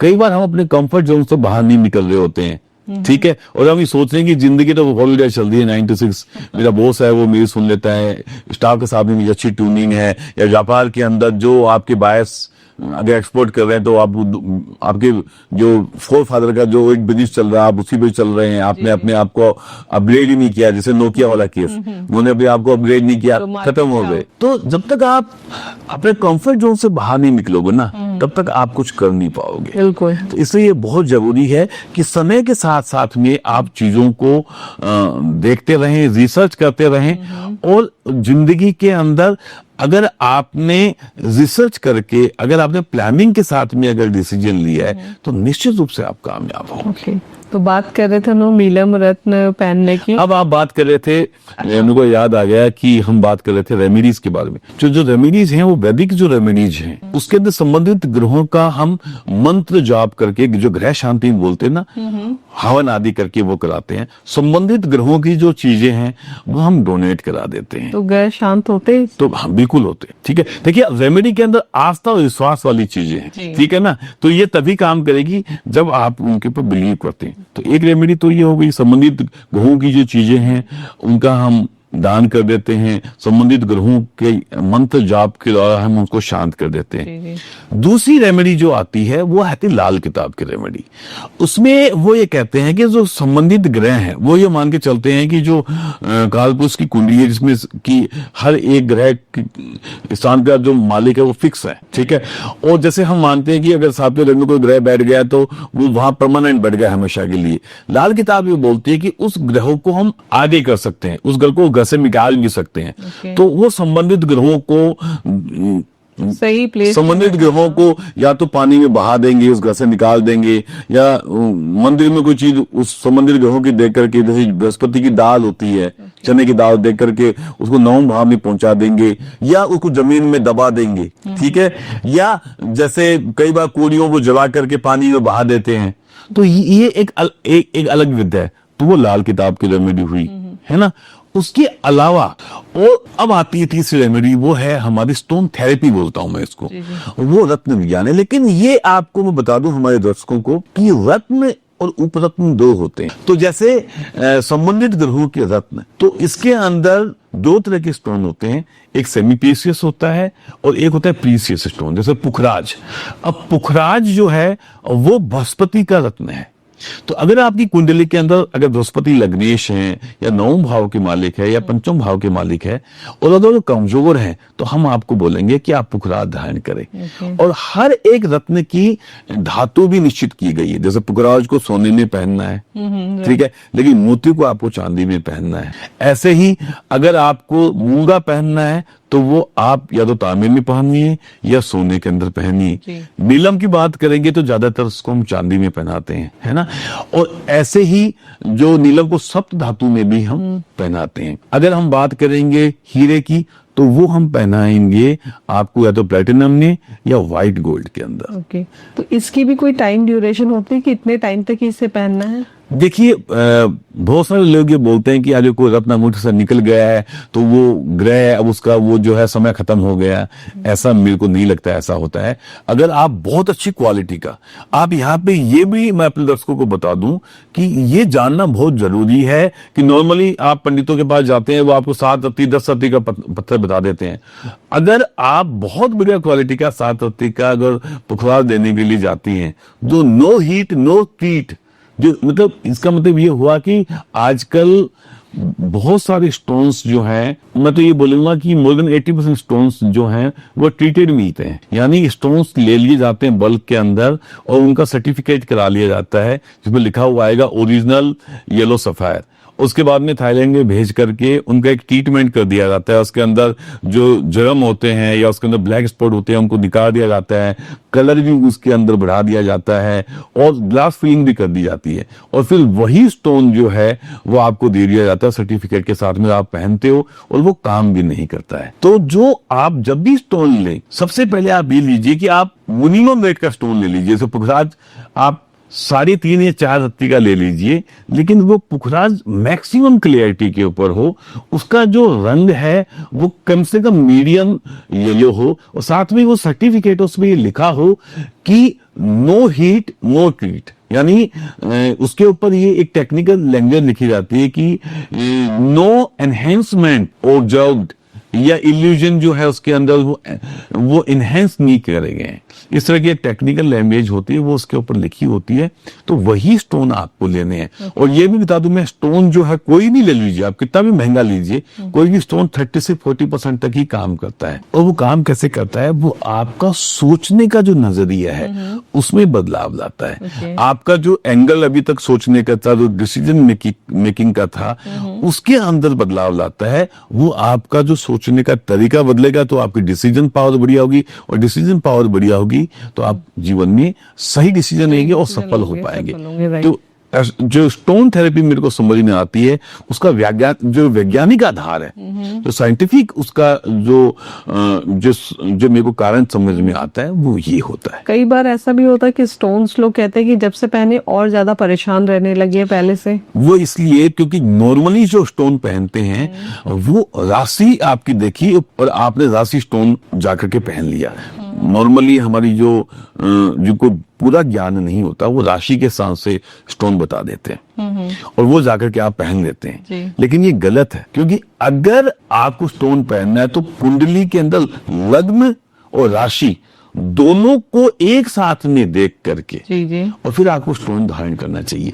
कई बार आप ऐसा स्टोन पहन लेते हो जो आपके छठे घर के अंदर या 8वें घर को रिप्रेजेंट करता है, तो वो आपके हेल्थ इश्यू क्रिएट कर देगा, या आपको कंफ्यूजन क्रिएट कर देगा, और वो ज्यादा प्रॉब्लम क्रिएट कर लेगा। या आपने जो है आपने जो स्टोन तो सही पहना है, लेकिन उस स्टोन के अंदर दोष होता है, जैसे उसके अंदर ब्लैक स्पॉट है, वो क्लियर नहीं है, वो बहुत तरह के दोष होते हैं, उसमें बादल है, जीरम है, तो वो तो भी आपको बहुत सारे डुप्लीकेट स्टोन्स भी मार्केट में अवेलेबल होते हैं जिनका कोई नेगेटिव तो नहीं, पॉजिटिव इम्पैक्ट भी नहीं होता होगा। मैं कह रहा हूं, अगर आप जो क्रिकेट स्टोन भी पहनते हैं वो भी एक तरीके से जो है ग्लास ही है, उसका भी आपको इफेक्ट नहीं आएगा। खाली सबसे बड़ा इफेक्ट ये आएगा कि आपके बैंक बैलेंस में से कमी हो जाएगी, आपका जो जेब है वो अचानक से ढीली हो जाएगी, तो फाइनेंशियल लॉस जरूर हो जाएगा। इसलिए मैंने बताया ना कि या तो स्टोन आप पहने ही ना, और पहने तो आप बढ़िया से बढ़िया क्वालिटी। कई बार ऐसा भी होता है कि लोगों ने अंगूठी में मतलब स्टोन को डाल के पहन दिया, 1 महीने 2 महीने पहना, उसके बाद उसे अंगूठी को खोलकर फिर देखते हैं कि क्या इम्पैक्ट आ रहा है, रिजल्ट कैसा आ रहा है। देखिए, कोई भी स्टोन, अगर आप ये सोच रहे हैं कि आपने आज स्टोन धारण किया है और आपको इमीडिएटली उसका इफेक्ट आएगा, वो तो मैंने आपको पहले बता दिया कि 30 से 40% क्यूरियोसिटी रहती है ना कि तुरंत इम्पैक्ट आ जाएगा। तुरंत इम्पैक्ट तो नीलम का भी नहीं आता है, मैं आपको बता दूं। वो खूनी नीलम होता है जिसके बारे में धारणा है कि 24 घंटे में वो इफेक्ट आपको दे देगा, पर मैं आपको बता दूं, कोई भी स्टोन आप पहन लीजिए, कम से कम 90 से 120 दिन का वो एक ट्रांजिट फेज होता है, वो लेता ही लेता है। उसमें उसका इफेक्ट आता है। अब आपको मैं बताऊं कि आपका बहुत नेगेटिव टाइम चल रहा है, आपने एक स्टोन धारण कर लिया और आपको लगा कि आपका बहुत पॉजिटिव हो जाएगा, नहीं होगा, क्योंकि वो स्टोन से पहले आपके जो नेगेटिव चीजें चल रही हैं, जो आपकी नकारात्मक सोच है, उसको बदलने का काम करेगा।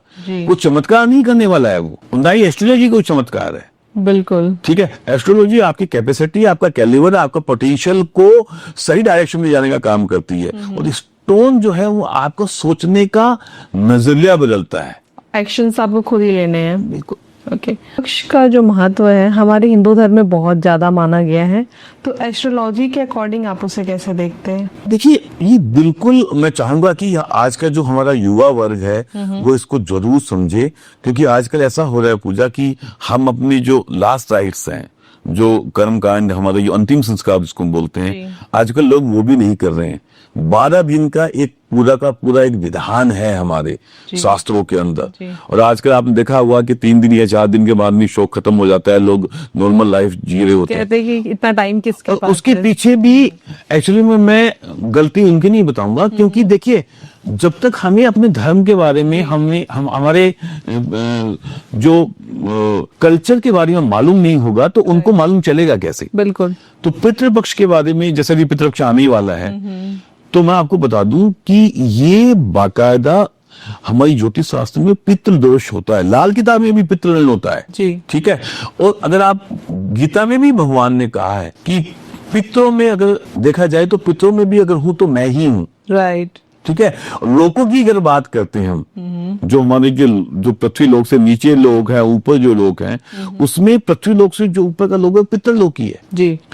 तो ये बिल्कुल जरूरी है कि आज के इस एपिसोड से हम ये समझ लें कि जो पितृ जो है वो क्या है। पितृ हमारे पूर्वजों से जुड़ी हुई जी जो नाम है, जो हमारी जो एंसेस्टर्स हैं, जो हमारे जो पूर्वज हैं, जी जो अब इस समय हमारे साथ में नहीं है, उनकी आत्माएं जब हमारी डेथ हो जाती है तो उसके बाद ही हमारी जो आत्मा जो है जी वो 12 दिन तक डेथ होने के बाद में वो आत्मा आपके साथ में रहती है। राइट। और जब तक हम उनकी पूरे रिचुअल्स नहीं कर देते हैं तब तक वो मुक्त नहीं होती, आगे की जर्नी में नहीं जाती है। तो पहली बात तो ये है कि जो हमारा जो कर्म कांड सिस्टम है 12 दिन का वो पूरा करना चाहिए। राइट। दूसरी बात यह है कि जो हमारे जो पूर्वज हैं इनके लिए हमने एक पितृपक्ष करा हुआ है। तो पितृपक्ष में क्या होता है कि जो हमारे जो पूर्वज हैं, माना ऐसा जाता है कि वो पितृलोक से वो जिस दिन भी उनकी डेथ होती है, तिथि होती है जिस दिन हमने उनका दाह संस्कार किया था। देखिए जब आपकी डेथ होती है तो जब आपका दाह संस्कार किया जाता है तो यहाँ पे जो आपका क्रीमेशन होता है जिस दिन जिस तिथि को, वो तिथि ही श्राद्ध में हम सही मानते हैं। आजकल बहुत सारे जो लोग हैं वो इंग्लिश कैलेंडर के हिसाब से डेट लेकर के वो कर देते हैं, वो गलत है। ये बिल्कुल भी नहीं हो सकता है ना। तो आपको जब भी आपको श्राद्ध पक्ष में अपने पितरों के निमित्त जब भी आपको कुछ करना है, श्राद्ध करना है या तर्पण करना है, तो आप वो तिथि जानिए पहले। और वो बहुत इजी है क्योंकि जैसे ही आप किसी भी पंचांग में देख सकते हैं या ऐप में जाकर के देख सकते हैं, आजकल तो बहुत सारे ऐप हैं, तो जैसे ही आप वो डेट लिखेंगे उसमें लिखा हुआ आ जाएगा कि कृष्ण पक्ष की इस तिथि को आप में क्रीमेशन हुई थी। तो उसी तिथि को आपको पंडित जी को बुला करके घर के ऊपर वो खाना खिलाना है, वस्त्र दान करना है जी। क्योंकि आपको मैं बता दूं कि जब पितृपक्ष होता है और जो तिथि होती है उसी दिन पितृ जो है सूर्य की किरण के द्वारा, ठीक है, और वो आपके घर में प्रवेश करते हैं। और जब आपके घर में प्रवेश करते हैं तो वो ये देखते हैं, अच्छा पितृपक्ष में हम दाढ़ी में बनाते हैं या हम कोई शुभ कार्य नहीं करते हैं, राइट, ठीक है, ये तो सभी मानते हैं। कोई नया वाहन भी नहीं लेते हैं, कोई भी शुभ चीज नहीं करते। क्यों नहीं करते हैं? वो इसलिए नहीं करते हैं क्योंकि वो एक शोक वाला समय होता है, हम अपने पूर्वजों के लिए डेडिकेटेड होते हैं। तो जब एक वो सब शोक कर रहे हैं उसी समय में हम कोई नई चीज करेंगे तो वो एक एक्साइटेड है, मतलब गलत चीज होगी ना। तो हम उनके लिए श्रद्धा भाव रखते हैं, श्रद्धा से ही श्राद्ध आया है जी, है ना। तो उस दिन शास्त्रों का ये विधान है कि हम उनकी आस्था देते हुए, उनको सम्मान देते हुए और उनके निमित्त कुछ करें, उनकी याद में, उनकी याद में, ठीक है। तो हम विधान ये होता है सबसे पहले तर्पण किया जाता है, ठीक है। बल्कि मैं ये भी कहूंगा कि जब भी आप किसी पवित्र नदी में नहाने जाएं तो आप जरूर सबसे पहले नहाने के बाद में सूर्य भगवान को जल देने के बाद में अपने जो पितरों के नाम से आप हाथ में, दोनों हाथों में लेके ऐसे जल का तर्पण करें। ये लोगों का बिलीव, ट्रस्ट इस पे से उठता जा रहा है और बहुत लोग तो इसीलिए बहुत सारी प्रॉब्लम्स भी तो आ रही ना। क्योंकि मेरा जो आपको आने वाला जवाब था वो मैं आपको बता दूं कि कुंडली में पितृ दोष होता है जब सूर्य के साथ में राहु की, केतु की स्थिति होती है, ठीक है। उसके साथ ही साथ में जब चंद्रमा के साथ में भी ये इस तरह के पापा ग्रह बैठ जाते हैं और भी बहुत से ज्योतिषीय आधार हैं, क्योंकि समय ज्यादा हो जाएगा, तो ऐसी कंडीशन होती है तो पितृ दोष बनता है। और मैं आपको बात बता दूं कि अगर आपकी कुंडली में पितृ दोष है या आपके घर के पूर्वज पितृ आपसे अगर नाराज है तो आपके घर में मांगलिक कार्यक्रम नहीं हो सकते हैं। जो बहुत सारी जगह पे जो आप ये समझ में आ रहा होगा कि भाई हमारे परिवार में वंश आगे नहीं बढ़ रहा है, उसके लिए पितृ दोष ही सबसे ज्यादा महत्वपूर्ण माना गया है। साथ ही अगर आपकी शादी अच्छे से नहीं चल रही है, शादी हो नहीं रही है, शादी होकर टूट रही है, कुछ भी नहीं होगा। और चाहे आप कितनी भी देवी देवता की पूजा कर लीजिए, क्योंकि जब तक आपके पितृ आप पे प्रसन्न नहीं है, तब तक आपको ये सब चीजें नहीं मिल सकती हैं। पितृदोष कैसे हटाया तो जा सकता है? पितृदोष हटाने के लिए सबसे पहले ये है कि जो श्राद्ध का जो पक्ष आता है 15 दिन का, ठीक है, जिसे मकनागत का महीना वो बोलते हैं, तो इस समय आप अपने जो पूर्वज हैं उनके निमित्त अगर आपको तिथि मालूम है तो बहुत बढ़िया है। तिथि के दिन आप ब्राह्मण को, अगर मेल है तो किसी ब्राह्मण को, और अगर फीमेल है तो किसी ब्राह्मणी महिला को बुला करके और उनको विधिवत खाना खिलाएं। खाना खिलाने के समय भी आप दोनों हाथों से थाली लेकर के जाएं, उनको आसन पर बैठाएं। और कई बार ऐसा होता है कि एक हाथ में थाली एक हाथ में गिलास लेके जाते हैं, वो गलत है। जी जी, ये ठीक तरीका है, बहुत गलत है। और खाने के वक्त में भी आपको उनसे वार्तालाप नहीं करनी है ज्यादा, ठीक है ना, क्योंकि ये हम श्रद्धा वाला कार्य कर रहे हैं। तो आप उनको चुपचाप, जो भी आप इसमें ज्यादा खीर बनाते हैं या इसमें इमरती का बड़ा महत्व है, और एक तुरई की जो सब्जी होती है उसका बड़ा महत्व है ना, तो वो जो भी आपकी लोकाचार है उसके हिसाब से आप उनको खाना खिला के आप उनको वस्त्र दीजिए। वस्त्र के अंदर जो है आप जेंट्स धोती दे सकते हैं, आज की धोती कुछ लोग कम पहनते हैं तो पाजामा का टुकड़ा दे सकते हैं, कमीज का टुकड़ा दे सकते हैं, ठीक है, और 5 तरह के वस्त्र देने का है। उसमें आप टावल दे सकते हैं, बनियान दे सकते हैं, ठीक है। ऐसे ही अगर आप फीमेल को खाना खिला रहे हैं तो उनको जो साड़ी वगैरह हैं वो दे सकते हैं, और उसके साथ में बाकी के जो अधो वस्त्र हैं वो दे सकते हैं।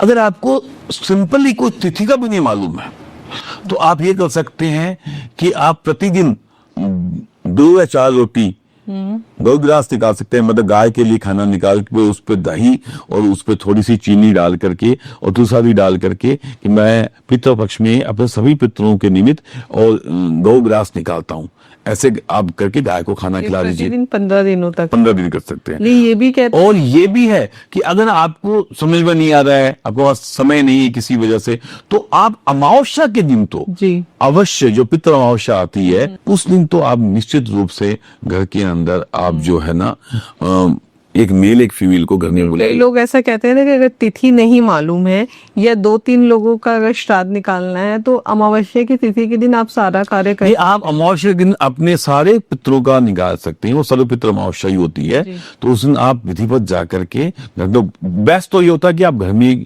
किसी को बुलाएं, आदर सत्कार के साथ में खाना खिलाएं, वस्त्र के बाद में दक्षिणा और दक्षिणा के बाद में फल आदि देकर के उनको विदा करें, अपने सामर्थ्य के अनुसार आप जो भी आपको सामर्थ्य है। और अगर ऐसा नहीं कर पा रहे हैं तो फिर मंदिर में प्रॉपर तरीके से जाके खाना खिलाएं किसी ब्राह्मण को। तो पितृदोष की जब हम बात कर रहे थे तो इसका निवारण कैसे होगा? जी इसका एक निवारण तो ये होगा कि जैसे मैंने आपको ये बताया। दूसरा गया श्राद्ध है। तो हमारे 3 जगह पे श्राद्ध करने की परंपरा है, जिसे हम मानते हैं कि आदमी पितृ योनि से मुक्त हो जाता है। तो गया जी में 15 दिन रह के श्राद्ध किया जाता है, वो तो बहुत मुश्किल काम है, लेकिन आपको तिथि मालूम है तो उस तिथि को जाके कर दीजिए, या अमावस्या के दिन जाकर के एक दिन वहां पे आप श्राद्ध कर सकते हैं। ये सब दान किया जाता है। हाँ बिल्कुल। और उसके बाद में एक ब्रह्म कपाली होती है, वो होती है बद्रीनाथ के अंदर, वो गया श्राद्ध के बाद ही होती है। तो वहां पे जाकर के भी आप कर सकते हैं, ठीक है। और साथ ही साथ में मैं तो ये बोलूंगा सबसे उत्तम तरीका ये है, अगर आपको पितृदोष लगा है, कुंडली के अंदर आपकी पितृदोष है, तो आप नित्य स्नान करने के बाद में तांबे के लोटे से पहले सूर्य को जल दीजिए, फिर अपने पितरों को, और उसके बाद में अपने पुत्र देवों को नमस्कार करते हुए और आप ओम पुत्र देवाय नमः करके आप जल दे दीजिए। निश्चित रूप से आप जो है पितृदोष से के ऋण से मुक्त हो जाएंगे। कई बार एक चीज और भी अपने दर्शकों को बता दूं, अकाल मृत्यु घर में अगर हो जाती है तो उसका भी अभी लोगों को मालूम नहीं है। वो खाली आपने 12 दिन के कर्म कांड करा दी, उससे काम नहीं चलेगा। उसमें एकादशी मतलब 11वें दिन जो है नारायण बलि करके एक विशेष पूजा होती है, जो आजकल बहुत कम लोग जानते हैं। और ये पूजा आप वृंदावन में किसी बनारस किसी अच्छी जगह जाके योग्य पंडित के साथ में, नदी के पास नहीं होती है ये आप जरूर कराइएगा।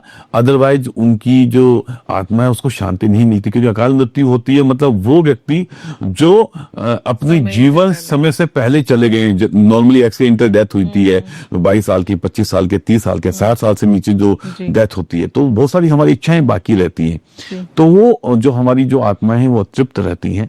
तो ऐसी कंडीशन में तो नारायण बलि जरूर कराइएगा उनकी। और दूसरा उनके निमित्त जो भागवत कथा का मूल पाठ है, जो भागवत कथा जो आजकल हम देख रहे हैं वो नहीं, जो भागवत कथा जो ग्रंथ लिखी हुई हैं वेद व्यास जी ने संस्कृत भी, मूल भागवत का किसी योग्य पंडित से घर में बैठा के पारायण कराएं और उसके बाद में उस तिथि आने वाली तिथि में जाके जो श्राद्ध आएंगे उसके बाद में जल्दी आएंगे और वो आप वहां पे गया श्राद्ध करें। ये जब आप मूल पाठ कराएंगे तो ये बाकायदा जो पंडित जी वो बताएंगे आपको मुहूर्त निकाल के, वो अमावस्या को ही खत्म होता है वो पाठ, और उसके बाद में ब्राह्मण भोजन आदि की व्यवस्था होती है। तो अगर आप ये करते हैं तो निश्चित रूप से अकाल मृत्यु जो घर में हुई है उसके दोष से भी आप मुक्त हो सकते हैं। और ये कोई बहुत बड़ी बात नहीं है, ये आराम से करी जा सकती है। तो इसके लिए आपको ये मैं बोलूंगा कि आप अपने पितरों के निमित्त कुएं में जो पितृ दोष बना हुआ है उसके अंदर अगर आप ये उपाय करते हैं तो आप पितृ ऋण से पितृ दोष से मुक्त हो सकते हैं। और ये कोई भी हवा नहीं है, वैसे भी हमें अपने पितरों के निमित्त और श्रद्धा रखनी ही चाहिए। और अगर आप नॉर्मली भी अपने पितरों के निमित्त जल देते हैं या नदी स्नान करने के बाद में, जैसे हम हरिद्वार जाते हैं गंगा जी नहाने के लिए, तो नहाने के बाद में अगर हम उनको अपने हाथों से तर्पण करते हैं और किसी व्यक्ति को खाना खिलाते हैं और किसी योग्य पंडित से तर्पण कर लेते हैं, जो पंडित नहीं है तो खुद ही कि मैं अपने पिताजी को गंगा स्नान में हरिद्वार से उनको जल अर्पण करता हूँ, ये बोल के भी जल देते हैं तो भी वो लग जाएगा, क्योंकि ये खुश रहना बहुत जरूरी है, वो आपकी भावना से जुड़ा हुआ है। जी। और मेरा ये मानना है कि निश्चित रूप से अगर आपको जीवन के अंदर पारिवारिक सुख चाहिए और आपको परिवार की वंश वृद्धि चाहिए तो निश्चित रूप से आपको अपने पितरों की कृपा लेनी चाहिए। और वो तभी मिलेगी जब आप अपने पितरों को सम्मान देंगे, उनके लिए आप हमेशा नतमस्तक रहेंगे। और इसीलिए हमारे शास्त्रों में पितृपक्ष का विधान है और तर्पण आदि जो बाकी व्यवस्थाएं हैं वो जी। Thank you so much Girish ji, आपने इतना प्रीशियस टाइम दिया और इतनी वैल्यूएबल नॉलेज आपने शेयर की हमारे व्यूअर्स के साथ। आई होप आपको ये वीडियो काफ़ी अच्छी लगी होगी, क्योंकि बहुत सारी चीज़ें हमने सीखी अपने धर्म के बारे में, अपनी संस्कृति के बारे में, अपने धरोहर के बारे में, एस्ट्रोलॉजी हमारे लाइफ को कैसे इम्पैक्ट करती है। तो ये सारी चीज़ें आप अपनी लाइफ में इम्प्लीमेंट जरूर कीजिए। और बाकी आपको ये वीडियो कैसी लगी हमें जरूर बताएं। और थैंक यू पुजारी, थैंक यू वेरी मच, आपने मुझे अपनी पॉडकास्ट और अपनी शो में बुलाया और इसके लिए मैं तहे दिल से आपका आभारी हूँ। Thank you so much.